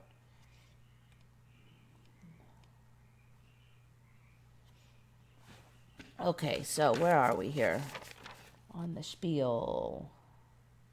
All right, we've got a lot of little logo changes and stuff. I just caught this. There's a cat called the Sphinx cat. Overall, they've been changing for me. They've gotten really wrinkly. Their faces are real wrinkly. They did not used to have that level. They just to be the hairless cats, but now they've got these funky wrinkle things. They've gotten really wrinkly. They used to just show a little bit of wrinkles because they were hairless, but now wrinkling is a special factor. And I had looked at these. Also, the ears have gotten really large, faces smaller, eyes. They've gotten weirder looking. All right, but here's the other thing. I type in SPHINX. I am positive that that's what they were. But now everywhere they are SPHYNX. They have a different spelling than when I learned them. I have not seen that spelling before. I'm not sure when that changed. But they have a Y now. So, look at them there. Their ears are huge now. Look at the wrinkliness on that one. Look at that. They did not have that before. They're getting like those dogs that have all the wrinkles. Look at that. Very weird. I used to measure the wind, and I have seen very strange things of late. Yeah, the wind, it's almost like it just doesn't, it's not very logical anymore. I noticed my cat has the wrinkles now. Do you have a Sphinx? Looks like Dr. Evil's cat. They have that wrinkly dog, and it reminds me of that dog that's real wrinkly. See, look, even this little one, their ears weren't so big. The ears are way off on the side of the head now. They used to just be more on top of the head like a normal cat. Let's just look at a cat head real quick. A real cat. Images. All right, so here we have the standard cat. It's a little bit on the side. Then you have the Sphinx. The ears are just a lot bigger. They did not have the monster ears for me before. They have bat ears.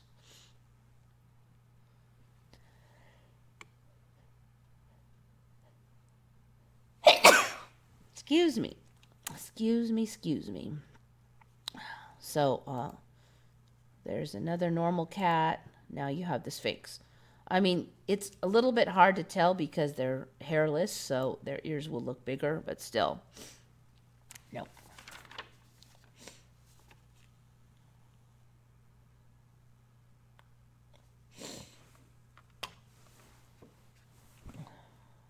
Ugly, but very cute. Yeah, they're not my style. Hairless is not my deal, but animals are like Klingons. Yeah.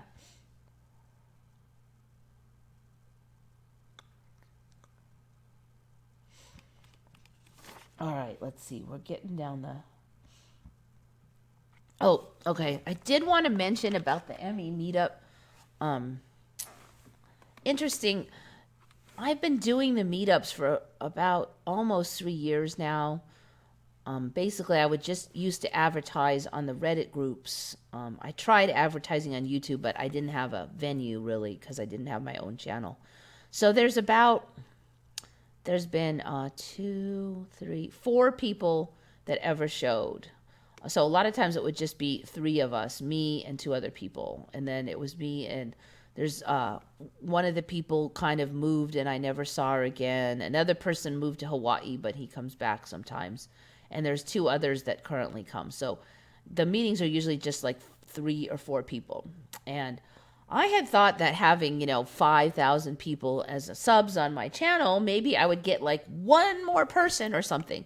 Because I kind of get it, before nobody really knew me, and maybe I'm just some crazy person or whatever. But when you have a channel, usually people kind of feel like they know you. They feel a little more comfortable with you. And if they didn't kind of like you, they wouldn't be on your channel. So I thought maybe I could find like 1 or 2 or 3 more people locally. But you know what? I found nobody new. Nobody. So that was kind of a surprise. I mean, is there just a very limited number of people in this area? I don't know. But nothing super surprising out of the meeting. We just chit-chat about the local Emmys and stuff. But one thing was very interesting. And this is something I have mentioned before many times, that there was one person that I knew locally that remembered Arctica. And the last meeting we had was actually almost an entire year ago. And 1 year ago, I specifically asked about Arctica, and one of the people there remembered it. And she said it the way I remember it, where she said, oh yeah, Arctica and Antarctica. Because Arctica was at the top, and so it was always the first one, and Antarctica was at the bottom. And they were like a pair, one on each end, Arctica and Antarctica. And she said it that way then, and she totally remembered Arctica. And I was just curious if she, was still the same version of her. So this time I asked again, you still remember Arctica? She no longer remembers Arctica. I was kind of floored, because I really just kind of was like, oh, she'll still remember it. She'll still remember it. But she doesn't. She was a little confused for a second when she was answering, but she only now remembers the Arctic and Antarctica. She does not remember Arctica and Antarctica. So I was kind of floored. And it's interesting because one of the other people that was there, she remembered me asking a year ago, and she remembered the answer being Arctica and Antarctica. So although she herself does not remember Arctica, she remembers the other one answering on the positive on the Arctica. So I don't know if she, she's a different version of her, I'm a different version of me, or what. But I was I don't know. That's my favorite Emmy. It's the biggest one for me. So it was a little bit of a shock for me. I mean, I know a lot of people have dealt with far greater shocks because they have, significant others and stuff that have changed. But it was just a trip that, when I first started shifting or learning of shifting, so many people remembered Arctica, and now there's so few compared to then. I mean, that was one of the biggest MEs back then. So I'm not sure, am I just getting farther and farther away from my old timeline, and fewer people remember it? I don't know. But so that was the only real shock for that meeting. It's always fun to talk with like-minded people, though. All right, so I only got one left. I am going to check out what you guys are saying, too. Blue. My.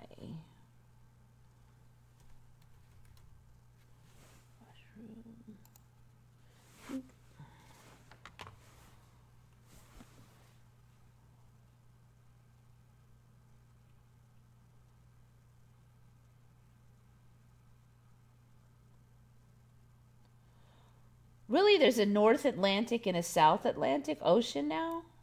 No, there was just an Atlantic. Oh, that's a trip. Nope, that's new for me. And oh, there was no North Atlantic. Ah, interesting. Good find, good find. Yeah, no, there was no North Atlantic and South Atlantic.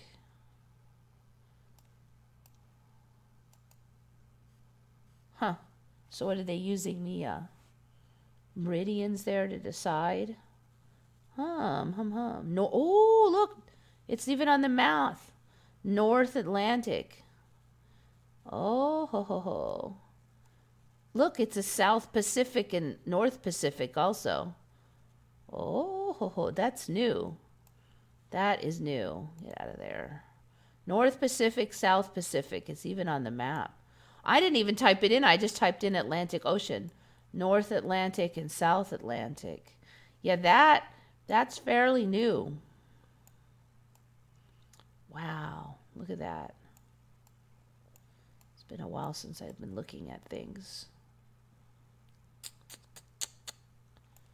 Canada is still poking its little finger down into United States a little bit deeper and deeper. This peninsula gets longer and more jaggedy on the edges. One thing I was going to mention, it kind of looks like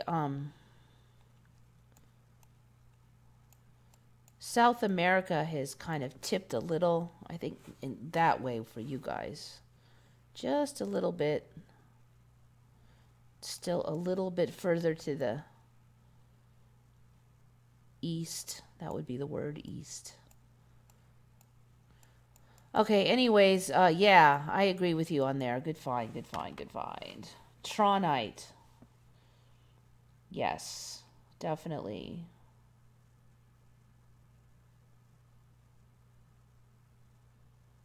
Missed the North Pole. Yes, Arctica. Where's Italy? Italy. Italy's looking big these days. Yeah, get out of the way. Look at how big Italy is compared to the rest of Europe. Look at, it's huge. I don't think it had all of this fringe up at the top either. It was more just like right there. Italy did not used to rival like France and Spain. Germany has the whole center. There used to be a whole bunch of stuff in there. Oh, Ukraine is Gigantosaurus. Look at that. It's bigger than, looks like it's bigger than France. Moldova didn't have that in my old timeline. God, this whole region just looks ridiculous now. Italy's also way tipped this way now. Now we have North, Mid, and South Atlantic, and also north of Puerto Rico is called the Sargassum Sea. Sargassum Sea? I remember the Sargasso Sea. Sargasso Sea. If it's Sargassum now, I'm going to laugh. All right, now it looks like it's still Sargasso. I think it's gotten a lot bigger, but I do remember Sargasso for at least 10 years now. All right, so Sargasso Sea, yes. Brazil looks like it's doubled its width. Boink, boink.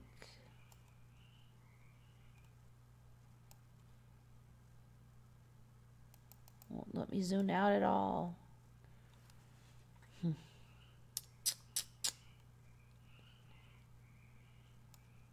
Can't believe how big it is. It's so close to.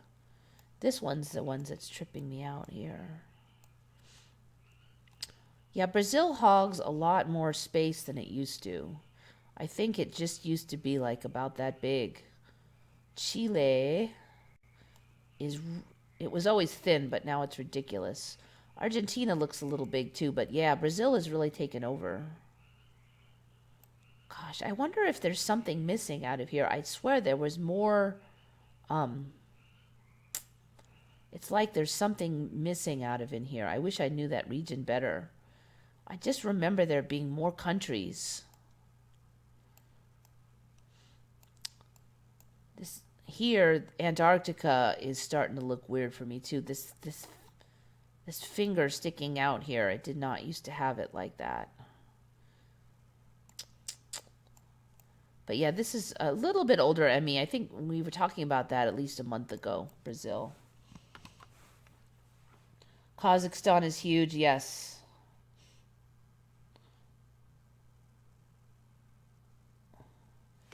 Poisonous birds. Oh, I don't think I've looked up poisonous birds. Interesting concept. Poisonous birds. You know what? Actually, I do think we've done that. We've done toxic birds. They take in the inject or even produce venom. Now, I do remember them, the sequestering of the poisons. That was like maybe a year ago. The only poisonous bird in the world. Pitui.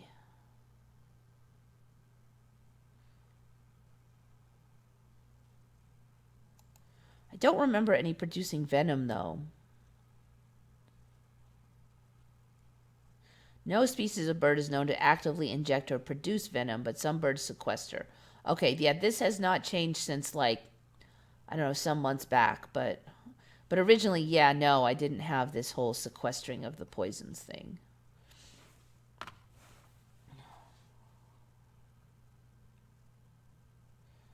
Brasilia, yeah, no. Chile, too thin, yep. Vietnam, too thin. Sargassum season is a red-orange algae. That's weird. I thought sargasso was like a seaweed thing. Sargasso.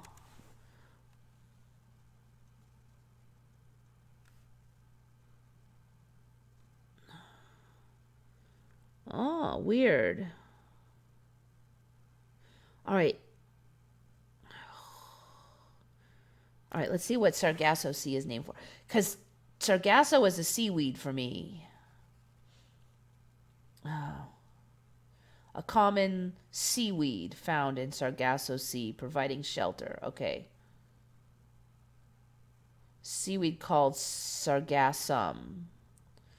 While there are many different types of algae found floating in the ocean, the Sargasso Sea is unique that harbors species of sargassum that are holopelagy. This means that the algae not only freely floats around the ocean, but it reproduces vegetatively on the high seas.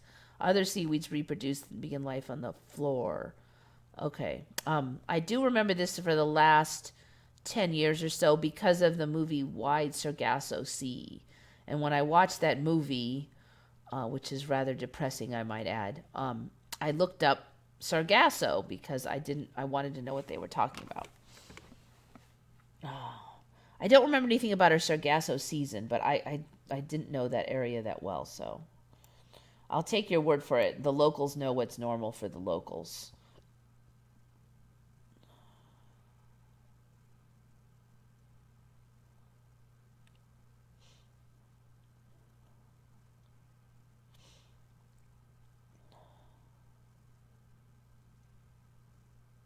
I think we moved up north a bit more. It was 7 degrees last time I looked. Yeah, it could well be. I think that America has definitely moved further north. North Pole disappeared and that we've been pulled up. And that's why the sun does not go as high in the sky. That's one thing I really noticed is the sun does not go up as high in the sky anymore as it used to. I mean, I know it's lower in the winter, but it's so low now. And in the summer time, it goes up like the old winter time. It does not go way up there anymore. Because I used to, back in the day before all the digital stuff, I'd use the sun height to tell how many more hours of daylight, and I could tell the time fairly accurately using it. And that's all messed up now. Look like Europe, it looks like a crocodile. Europe is so tiny now. I mean, for my old timeline, Europe was about the size of like Russia. I mean, Russia was not bigger than all of Europe. It was a big country, but it was not bigger than all of Europe. Europe's gotten really tiny. And Europe was more on par with Africa, too. I mean, Africa was bigger, but not by that much. Saudi Arabia in this region here is now massive. It's bigger than Europe. No freaking way it wasn't that. India used to be a lot bigger. India was like number 3. It was like China, the USA, and then India. So I used to look at this and I go, India is going to be the next big superpower because it's big. My brain just kind of saw, you have a lot of territory, you have a lot of resources, you're going to be a superpower as soon as you get your crap together. And India was huge. But now it's just, I mean, Brazil is way bigger than India now. India is teensy. China was the biggest one for me, but now, no, wait, it was Russia, China, America, and then India. Yeah, that's right. So China was a lot bigger. It had Mongolia. Kazakhstan, no, it was not huge like that. Russia's huge. I don't know. There's just so many changes. It's hard to keep track of it all. But India was a lot bigger. I mean, it just dwarfed the heck out of all these other countries. Oops.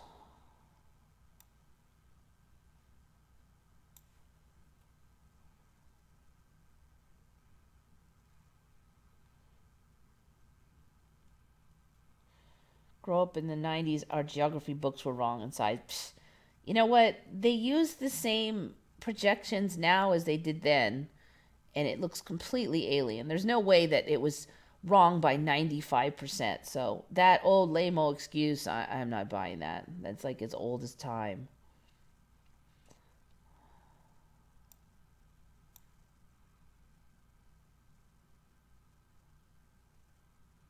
They reported last week that India will pass China as a super economy. They may well, but it used to be that they looked like they would. I mean, in this timeline, even in my old timeline, Britain was a superpower, and it was super tiny in my old timeline. It's a lot bigger in this timeline. China was above Mongolia. Not for me. Mongolia was on the top, but it was part of China. It hasn't moved too much. Mongolia was always on the top there for me, though. Kazakhstan was way smaller. Yeah, the whole globe, I agree with you, it's a mess. Africa was smaller than Europe. Was it? It could be. I know that it was more on par. Squished. Okay, so the last beast I wanted to cover was a blue mycelium mushroom. It's just really cool looking. And that one was by user Belthazar, Belthazare, on Retconned, and it's just a new weird looking shroom. It was just so cool. Look at that. It's beautiful. It's kind of like translucent. It's blue. It really does look like out of the movie Avatar. You know, when I saw Avatar, I had no idea we were going to get a real life Avatar. Look at those things. Just beautiful. I mean, there's a lot of neat new funguses, but come on. Oh, there's the glow in the dark ones, bioluminescent. Ooh, what's this plant? Okay, I think those are engineered. I think those are GMO there. Anyway, these are all bioluminescent fungi. They're natural, supposedly. Why grow flowers and plants when you can grow glow in the dark mushrooms? Very cool. Look at them. Just these guys are getting ridiculous too. Lions' manes. They started out just a little bit of mane, but this one's an older one, totally gross. This one's just been growing and growing. Very neat. Look at, they're huge now. Ooh, look at that one. Puffball mushrooms.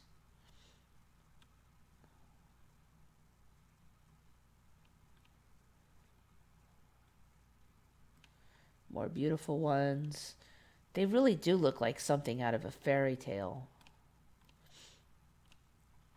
We've got the weird shape ones now. Lattice.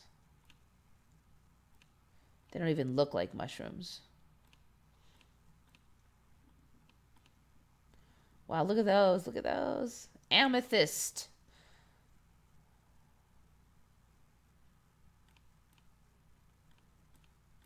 Just beautiful. Look at that thing. Veiled Lady. We got some neat shrooms. I mean, they look like you've been smoking shrooms if you see these shrooms. Stinkhorn.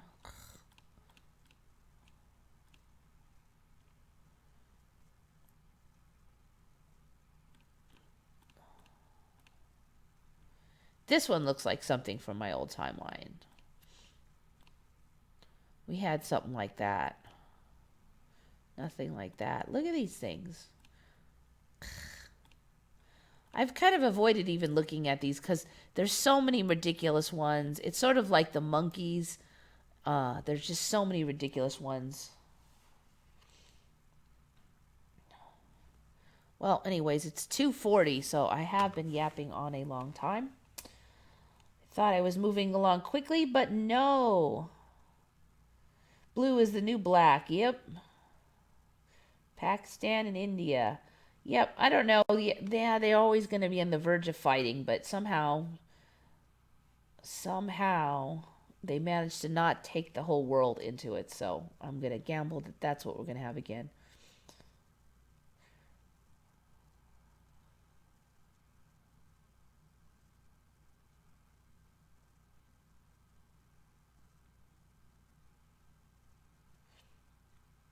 Everything is blue. Everything is every color now.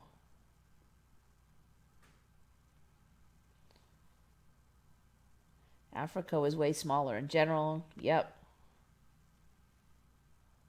How many countries does everyone remember? I don't think I knew the exact number, unfortunately. Gosh, there's so much I would have tried to memorize if I knew it was going to change. Ah. All right, anyways, I think it's time for me to sign out. It's getting super late. Okay. What? I'm not even on the live streaming thing anymore. Let's see if we can migrate over there.